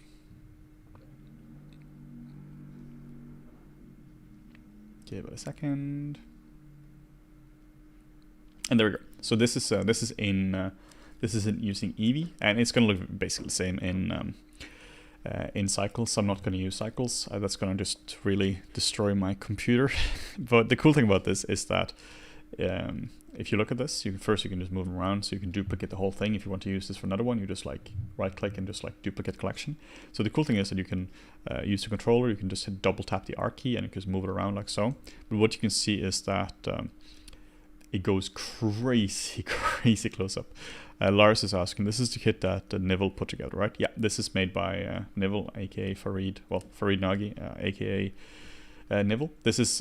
I personally think this is the best eye kit made, which is available commercially. I really don't know of any other kits that are better than this in terms of just the quality of it. You can go crazy high res in this. I'm just going to see as well, because I'm not sure if this is actually using the most high res, the high res texture maps, because these go up to 4K. So let's see which ones these are using. No, these are using 2K. So you can see here that the sclera here, the white part, this gets a bit pixelated here, but that's because like at this point it gets pixelated, but you have 4 times the resolution if you want to use the 4K maps as well. So this is pretty wild. So basically this was made in using I think he used Houdini to generate the strands, and a lot of sculpting as well, and just like a lot of hand painting. So I use this for every single character I use. All the courses we have now are just using this, because you can just drag and drop it in. Like it really is easy as that. Just file append and then just drag and drop it in. Maybe we can even use it for the kaiju I had before. Let's see here if we can check this in. OBJ is here somewhere. Always lose this one. I'm just gonna move this over because I exported this up before and haven't really changed that since. So let's do, it's called stream. So it should be down here somewhere.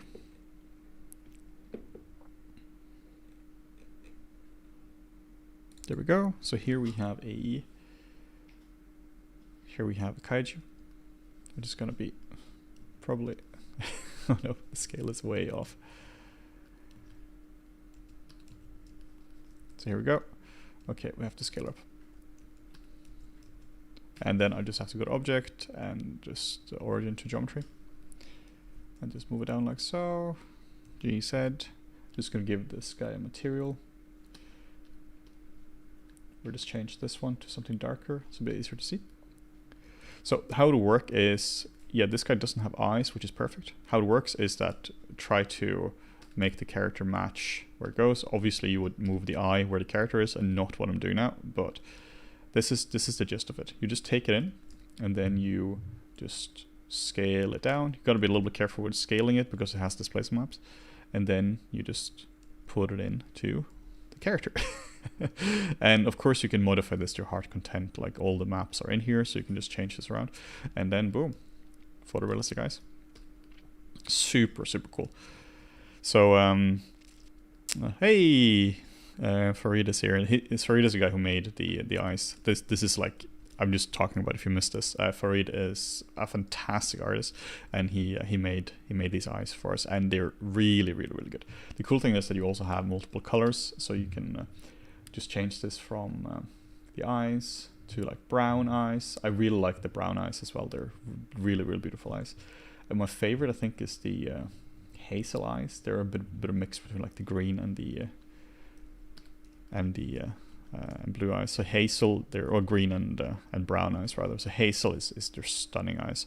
So highly recommend this one. So I can just show you this again up with Mr. Kaiju, which is up here somewhere. So here we go. So you can just see now how cool this is. So you can just move this in, and now you have green eyes and all that.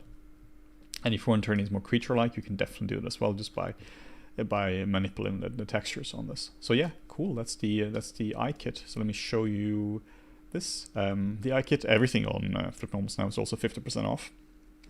So you can get this for 50% off right now. I can change the slit of the pupils. You can't change that. You can change that in the model, so that you can modify the model yourself, of course, but you can't really. There isn't a slider for it, but there is a slider for changing the pupil size, so you can make the pupil larger or smaller. So yeah, I use them for everything. So if I was like, when I was in VFX, we had eyes as well, of course, pre-made, but I think these eyes are of higher quality as well. So it's really cool to be able to have eyes like that, which are basically of VFX quality. They're also made for games as well. So the ones I show you now, they're made with different pieces of geometry, but they work really well for games as well. Like not the same ones, because you have to optimize them more for games, but there's a separate version for games. So yeah, just working on my kaiju.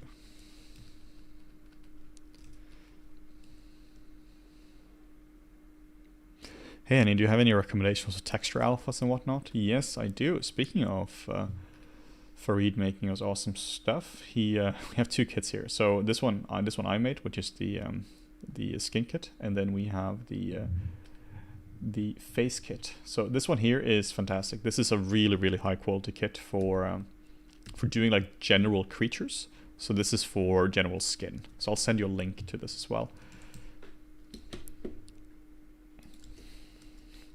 And then we have the face kit as well. These work really well together. I'll show you these actually on the kaiju. So the face kit is obviously for faces, but the skin kit is for a generic, or the face kit is for faces, and the skin kit is for generic creatures. So let me show you, getting a bit of a mess here. So let's do this, and let's do clone, and then I'm just going to subdivide this guy up to a few million. 10 billion, that's good. So this is really cool. Here's actually an alpha from the creature kit. Oh, sorry, from the skin kit. We have a lot of kits now, and what you can do, you can get these out really fast, like so. So you can just really quickly just block these out, which is fantastic. So this is from the skin kit. Both links are in the chat, so you can just check that out. Basically what you do is very simple. You just have a standard brush, drag rect, and then you go to, once you got it, you go to the skin kit here, and then you can do this. You hit just a hotkey to change the mid value, and then you just say boom.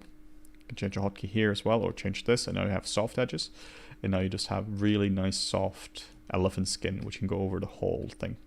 So this also works really well in Painter or Mari as well. So if you want to use it there, that works really well. So the skin kit will have a few different kinds here. So it has alphas as well for pores. So if you want to give this guy pores, you shouldn't, because this guy is not a pory character. He's more of a leathery character, but you can, and you can see how quickly you can block these out. While there are few pore alphas for the skin kit, they work really well. These are really high quality pore alphas. The skin kit, or so many kits, the face kit, on the other hand, will have alphas for both a young face and an old face. So the old face is really cool. So we have highly specific things for this. Obviously, an old face is different. So we have, for instance, this one here, which has some highly specific alpha shapes like this. I use this a lot for general breakup. And then you can get like specific wrinkles in here. You can get this one. I use this often for like scars. Let's see if this actually loaded. It did. So you can use this for like scars or like really like nice wrinkles. And this is based on scan data, which is really cool. Scan data, which has been heavily enhanced afterwards. And then we have the young face. This also works for detailing a whole face, but the young face is really good for more cleaner wrinkles or cleaner pores. So this is, for instance, where we have like this one here, which is just really solid skin pores. So you can see comparing the ones from the if we do this alpha, which is from the face kit, with the one from the skin kit. The skin kit alphas are cleaner, but the face kit alphas are more realistic. It's because these ones are just 100% hand sculpted, and these ones are extracted from images. So both are really, really solid, but for different use cases.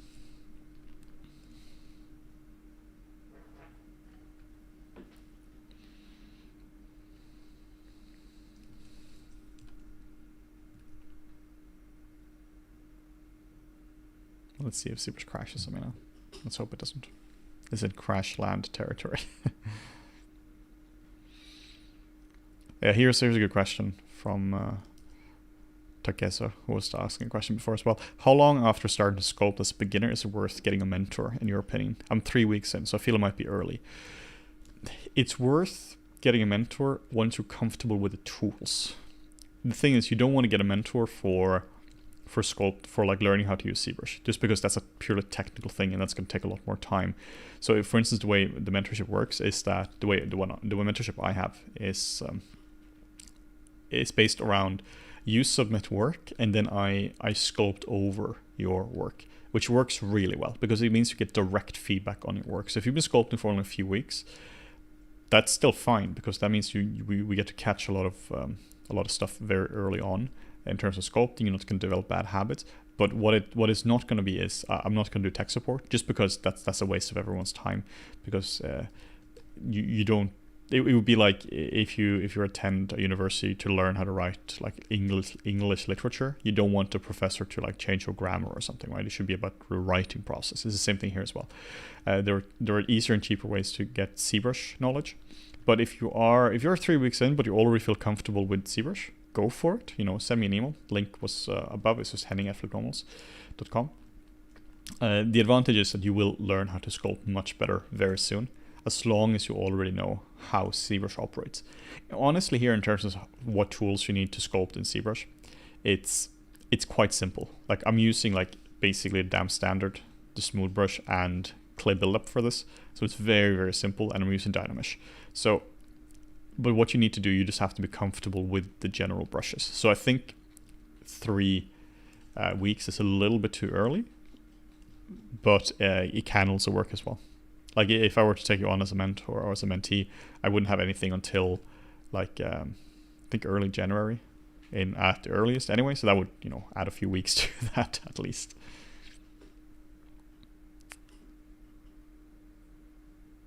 Yeah, you're like Hippie is saying, yeah, your lecturer shouldn't be teaching you how to use Word. This will be equivalent to, yeah, you're learning to write English, you learn English literature. Your teacher should not teach you how to use a computer or Word. You should use that time for the deeper fundamentals. So what I do is for the mentorship is pretty interesting actually. I think the format is working really well.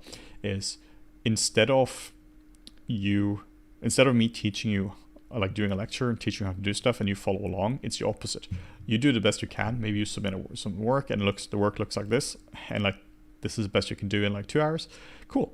Then I'll just be like, all right, so here are some misunderstandings, and I'll just sculpt over it for like 45 minutes or so, and just give you assignments and just really properly talk through it, how you can improve and how you can improve your sculpts in the future. But also what I really focus on is like deeper fundamental skills. It's not just this is how you make your sculpt look better, but it's more like the whole teach a man to fish versus giving a man a fish. I'm really trying to teach you how to fish. So oftentimes it's not like, how do you make this specific model? It's like, what knowledge can we gain from this, which means you can use this for your entire career. So I've had a fair few students now who's gone through the mentorship, and the amount of stuff they're improving is insane, because they might have been stuck for a few years, really like hitting a glass ceiling, and now they're being taught a different way to approach sculpting, which works for like everything. You know, it's like quote unquote like everything.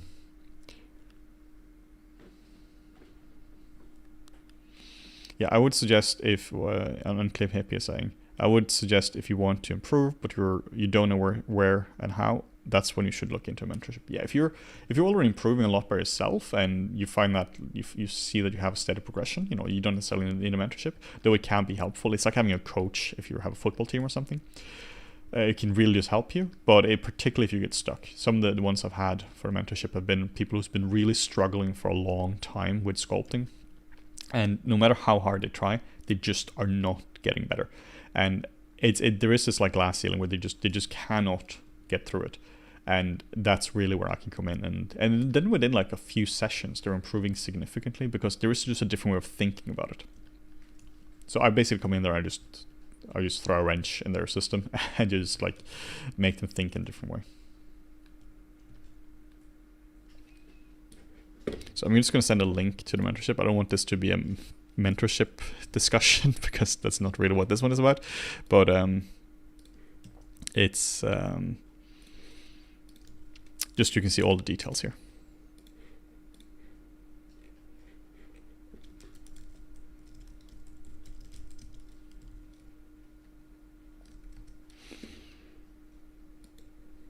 Just back to the chat.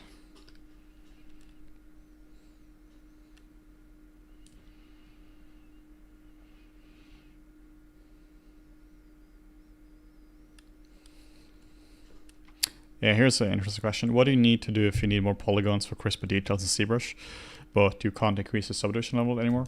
Then you split it up. You straight up split up your model. You find an interesting spot where you can split it up, and then you do that. Like that's what I'm doing here as well. So I can have the polygon can be independent. So I have like 130,000 here, and I have like 600, almost 700,000 here. This is what we would do, what I did in production as well, if we needed more polygons. Often you do this in topology. Like you find out a specific spot in the topology and you split it there. And this can be determined by UVs. Let's say you have a character like this and you have a UV seam going around here. Then you would split it around the UV seam so that you can subdivide this locally.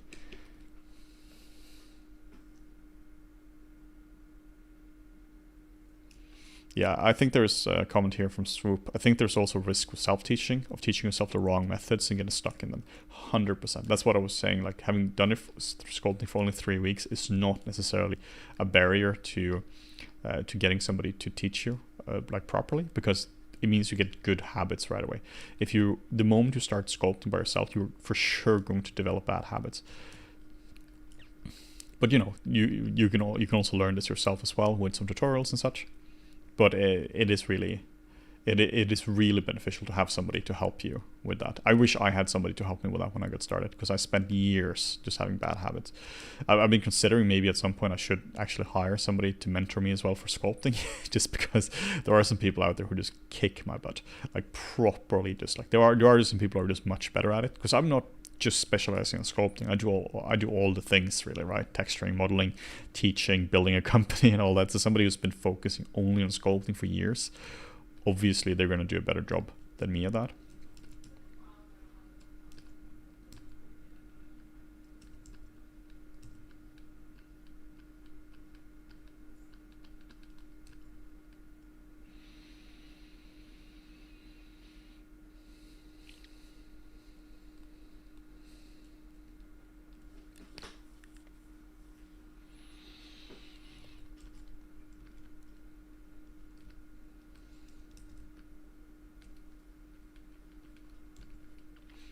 Yeah, there was a question here about like, what do you recommend for freelancing? I haven't done too much freelancing, to be honest. I did it a bit when I was studying and such, but get a contract.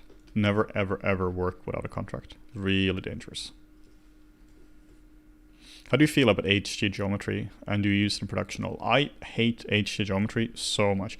I think HG geometry is terrible and should never be used. The reason for that is that once you venture into HD geometry territory, then you should really start to do this in texturing instead. HD geometry is tricky to work with. It's hard if you need to update your model. It's just annoying to work with. And also the HD geometry is great if you want to do like the high frequency stuff and you have to get super close to things. But I really think at that point, you should just do this in texturing. I know there are some people who really enjoy using HD geometry, like they see it as a challenge, sculpting as much as you can. But I personally think HD geometry is kind of silly and also hasn't been upgraded in absolutely years. So just do it in texture painting. It's going to be much easier to do that in texture painting. Also because then you can change it around as well.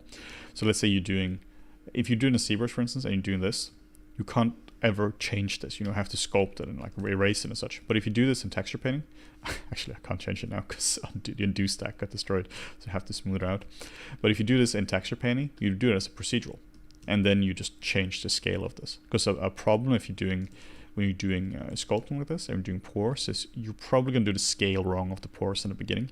So it's a massive advantage to do this procedurally in the beginning so that you can check the scale out and such.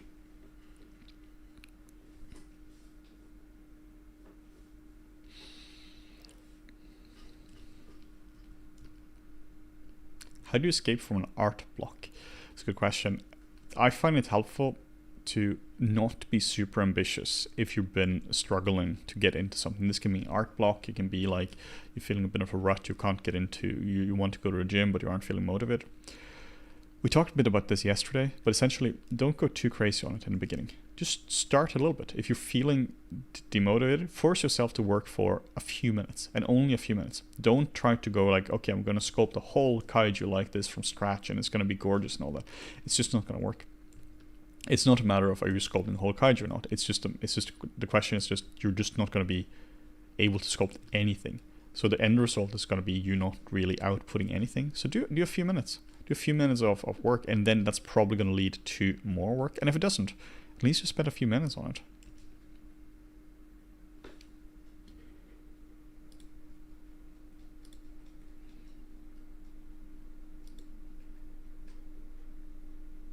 And we had a little bit of spam in our channel, so that just has to go.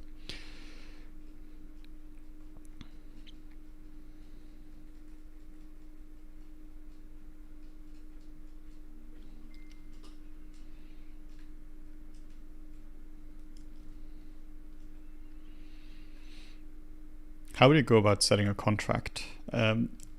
You have standard contracts already. Make sure that the contract is for your country because there are specific regulation for it. Like for instance, if you find an American contract but you live in Norway, that's kind of pointless. First, it's going to be in the wrong language. And second off, the laws are completely different. Basically, the contract is there so that if something happens, then you are protected. It can be something like, if they're not paying within a certain amount of time, then this is what's going to happen. And also it protects them as well. If you can't deliver, this is the consequence of that. So it's not just a pure formality. It is there. It serves a very real purpose. All right, I'm just going to take a quick sculpting break from this because I just need to rest my hand a little bit. But I'm just going to continue taking your questions. Just going to stretch a little bit. There we go. That was a good stretch. Yeah, so I'm just gonna read the questions and take some of those without sculpting. Yeah, Jotun Lars is saying, I had to sign an American freelance contract once. There were so many pages and I had to sign that they weren't responsible for my healthcare and a bunch of other stuff. And obviously that doesn't apply in Denmark. So, you shouldn't send off an American contract to somebody like that ideally, because it might also be like you have to pay into the national insurance or something, but then you work in a different country and you shouldn't do that. So do you have any tips for freelancing? That was the same question as above. I mean, build a good portfolio. A good portfolio is going to be very, very helpful to attract the first clients, but then you can probably also continue having a good relationship with the same clients over and over again. So like it's the golden rule of CG. Don't be a dick. Really, just don't be an ass when it comes to working with somebody. Be nice and be professional. But also make sure you charge an appropriate price. You don't want to undercharge something. You shouldn't be like, oh, I'm going to undercharge to get this one gig and then I'll charge more for the next one. Because the next one is also going to be at the same price. So be sure that you already charge a respectable price. There is also psychology in it, in the sense that if you charge a low price, people are going to assume that you don't know what you're doing. And if you charge a high price, people are going to assume that you know what you're doing. Obviously, if you charge a high price, you have to be able to deliver. You have to be able to deliver anyway. But really make sure that you're not underpricing yourself, because then you're gonna screw over yourself, and you're also going to screw over other people as well, because now they're going to be like, well, the rate was $50 a day for an artist. The next artist, we're also gonna commission for $50 a day, when in reality the rate was actually $200 a day, and you just did it because you wanted to get the gig for whatever reason. Yeah, here's one. If your boss sucks and is making you miserable, keep working, but look for a job in the meantime.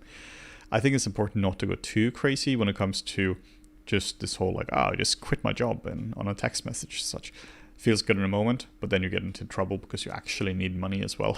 Be practical about things as well.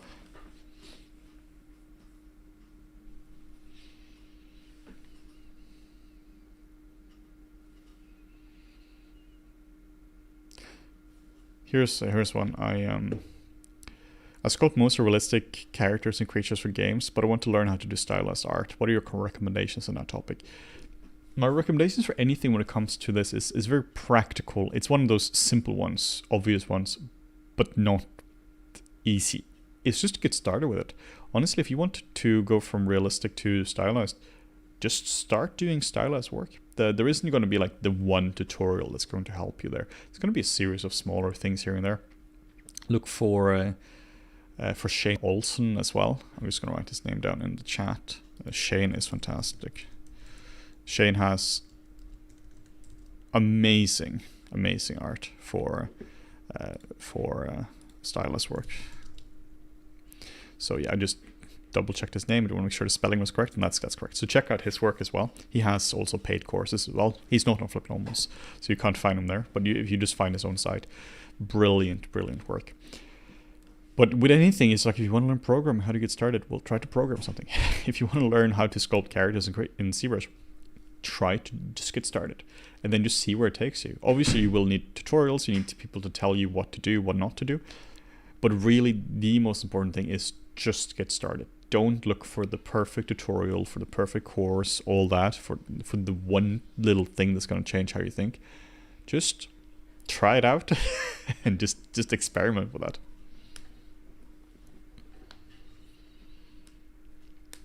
Is there a way to change the topology of a subdivided mesh? Like I want to zero mesh the sub D level 1 without reprojecting? Nope. You gotta reproject. Yeah, if you want to, if you have a retopologized mesh, you really just gotta fix the topology in different software and then just reproject it. Which is annoying if you're dealing with layers and such. Let's see, how long have we been going for now? Okay, wow, it's almost 2 o'clock here. We've been going for like 2 hours, I think. I can't actually see in the stream how long it's been going for, but something like that.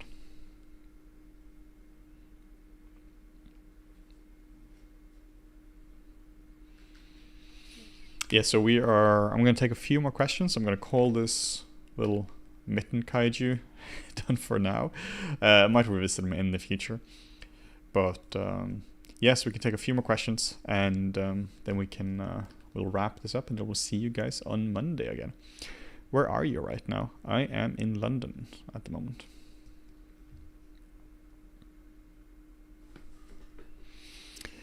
What is the best way to get a unified mesh from different separate sections? I mean, like using IMM, but get a final iteration of a unified mesh as a whole. I recommend, like in this case here, let's say you want to unify this. I can actually show you this.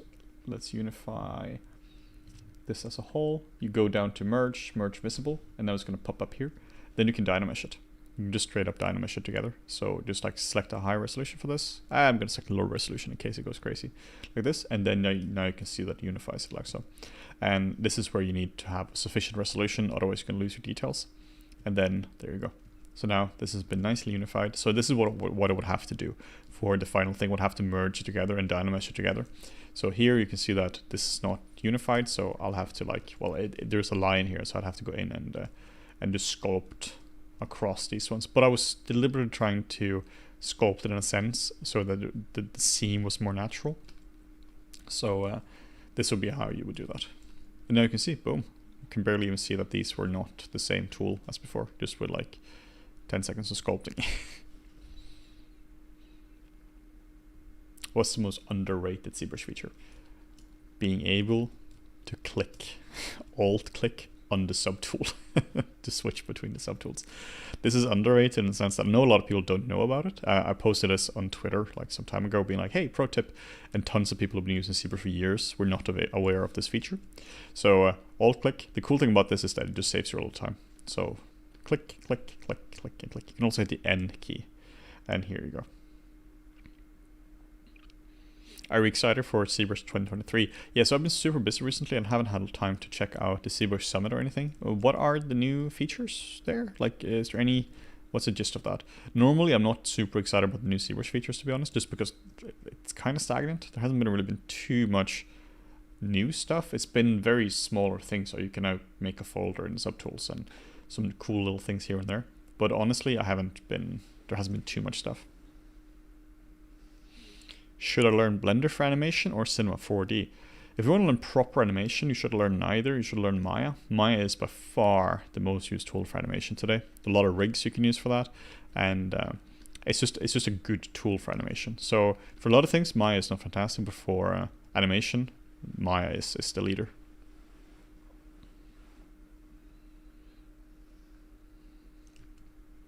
Okay, so not a whole lot of new, very interesting things in ZBrush then. It sounds like cool with like retry button for zero measure though. That's pretty cool. And just remember that we have a 50% sale off on all products on FlippedNormals. So you can also see that down here as well on the little banner. So we have tons of cool products. I just want to recommend a few products before I leave here now. So we have Intro to Sculpting. Intro to Sculpting is a course. It's like 14.5 hours long, where we cover how to sculpt this guy. That's just a small part of the course, really. The main part is learning all the other things. It's like basics versus fundamentals. How do you approach sculpting? When do you start dynameshing? When do you stop dynameshing? When do you start subdivisions? What brushes are you using? How do you get clean shapes? What is mid frequency? How do you sculpt stylized things? How do you do high frequency things? And then we have one that just came out, which if we go to sort by newest, I'm just going to post Intro to Sculpting here. Like this is, I highly recommend this course. I put basically everything I know about sculpting into Intro to Sculpting. So if you are interested in sculpting, I highly recommend this course. So 3 things here, actually 4 courses. Let's talk about these ones and then we can do some questions along the way. So this one is in a realistic character portrait masterclass. This is half price now as well, like all the other ones. And this one is focusing on building this guy from scratch. We really cover every single step, start to finish. It's all real time, 21 hours long. We cover how to get started with this, how to sculpt this in ZBrush, get started designing more, adding horns, and really taking him up to this final level. This is the final sculpt, and we're using the kit we had talked before, the face kit, just to get all these nice little details in. We also do the retopology in Blender. We do UVs in Blender using UDIMs, and we texture paint this whole guy in Painter, set him up in Blender for rendering. We use displacement map from ZBrush. We set up the shader, the skin shader in Blender as well. We use something called AGX instead of Filmic, which is very exciting, which gives you a very nice and balanced render. Here are the maps. We're basically painting only base color, roughness, and scattering, and then we have a displacement map as well. Then we plug all this in and we get this nice final result. Can I take the realistic masterclass after taking the Intro to Sculpting? Yeah, absolutely. I recommend doing Intro to Sculpting first, though they're quite different courses, but Intro to Sculpting is like the foundation for everything there. Then we have Advanced Character Creation with Ben Erd. This is one of the coolest courses we've ever released. This is a very advanced course, so it's for like advanced people. This is where you learn how to make this thing here. Ben goes through really the steps he makes to do this. The hard surface sculpting, how to clean this up using Blender and Modo, and ZBrush as well. How to do the groom, This is examples of his work because he's an absolute beast. He's a Blizzard character artist. He's one of the more senior guys in the industry. How to analyze a concept, how to sculpt this guy up, and how to do all this. So it's super cool. This is like 23 hours. So this is longer than my course as well. You know, it's frustrating. I just made my own course. This is the longest course I've ever made. Then boom, Ben comes out with his course and it's longer than mine. But it's a fantastic course. This is a really, really, really good one. What are scattering map based on? Thickness? Yeah, so the scattering map is just a painted map I do myself. So if we were to go here and then we'll go in here and go here. So you can see that it's dark where the bones are. Basically, I want less subsurface where the bones are. You can see here the ear is white. So basically it's based on where do I want more or less subsurface. And then we have the face anatomy bust. This is something I use all the time. I use this for every single one of my sculpts, basically. And this looks like, if I bring this into ZBrush, I already put this under my little tools palette here. So this looks like this. And I use this for everything. This covers, like, it's not a course, it's just an anatomy tool. This is like $12.50 now, so very affordable. And this just goes through. You can use this for reference for where the bones are, where the fat pads are, how to sculpt the nose. You see here the sections of the nose. We have the sections of the ear as well. The general notes on the lip, all the general muscles. So I use this all the time. So the anatomy bust is, I made this so that the students I have, they can have a reference for things. Because the problem is if you're sculpting a head, it's really tricky to teach people how to do that. If you're looking at a general head, it's very easy to just go, yeah, just improve it, just work it up. Yeah, but you can't do that. So here, I use this for teaching people how to look for the most important things. And then I guess the last one. This is a real bargain actually. This is like 11 hours, 10 and a half hours of sculpting, and this is where we take the Frankenstein sculpt from nothing, like from a sphere, and just take him through all the different steps. So this is like a really solid like concept sculpting tutorial where we just go through all the steps involved in making this. So this is like a fairly sculpt of like this is a good sculpting tutorial where we go through really everything. So this is like $15 right now, and it's all real time, it's all narrated. We just go through how to go from this to this, every single step shown. So this is like a good course if you're interested in sculpting. Probably one of the more affordable courses for that. So yeah, so SD is saying Introduction to ZBrush, Intro to Sculpting, Realistic Character Masterclass in that order. Yes, that's a very good order for things. So if you do Intro to Sculpting, then you learn how ZBrush works. If you do Intro to Sculpting, you get a lot better at sculpting. And then Realistic Character Masterclass combines all that. Though you might also want to throw in Intro to Painter there as well, because then that's how you learn Painter. And then we also have, depending on Blender, either switching to Blender or Advanced, or this is like Intro to Blender, the next link now. So either this one, which is if you're completely new to it, or switching to Blender for Advanced Artist. The advantage of switching to Blender is that it assumes that you already know software and you just want to move into it. And then we make this axe at the end, nice clean edge loops, just a nice render at the end where everything is being shown. But then we also go through all the different features. So yeah, that's a good way of doing it. Learn ZBrush, learn sculpting, and then go through the character masterclass. But yeah, with that, I think we are going to end the stream. If there is one more question, maybe I can take that. But if not, then I'm just gonna stop the stream, and then we'll see you on Monday. So just give it a second, see if there are any more questions, and then we can go from here.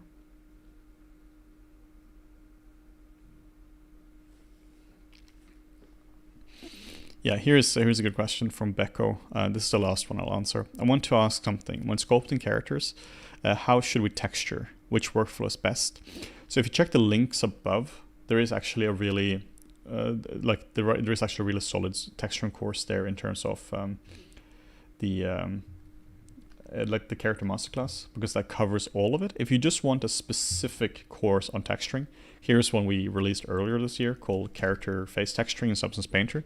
This is similar to the masterclass, just that this only covers the texturing, and it covers how to bring it from ZBrush as well. It covers the texturing, and it covers how to set this up in Arnold as well. Here you can also see uses the FlippedNormals iKit. So this uses Maya, while the main masterclass uses Blender. So if you want to learn that, basically check that out. We also have videos on our YouTube channel as well, covering this as well. We recently did one as well. If I just go to YouTube, let's see here, and check out FlippedNormals. I'm in incognito now, so it's not gonna have my account. So I have to click all the things. FlippedNormals. So we released a few videos recently, which you can check out as well. So here, videos. And so here, for instance, we have one, how to paint realistic skin in Painter. This is one we just came out with like a few weeks ago. So I highly recommend this as well. These two in general are really solid for like the overall workflow and just going through the different steps. So yeah, check this one out as well. And then you can get one of the courses if you're interested in that. But yeah, thank you so much for watching the stream. It's been tons of fun. We've been going for 2 hours and 15 minutes now. So yeah, cool. We'll see you guys in a few days.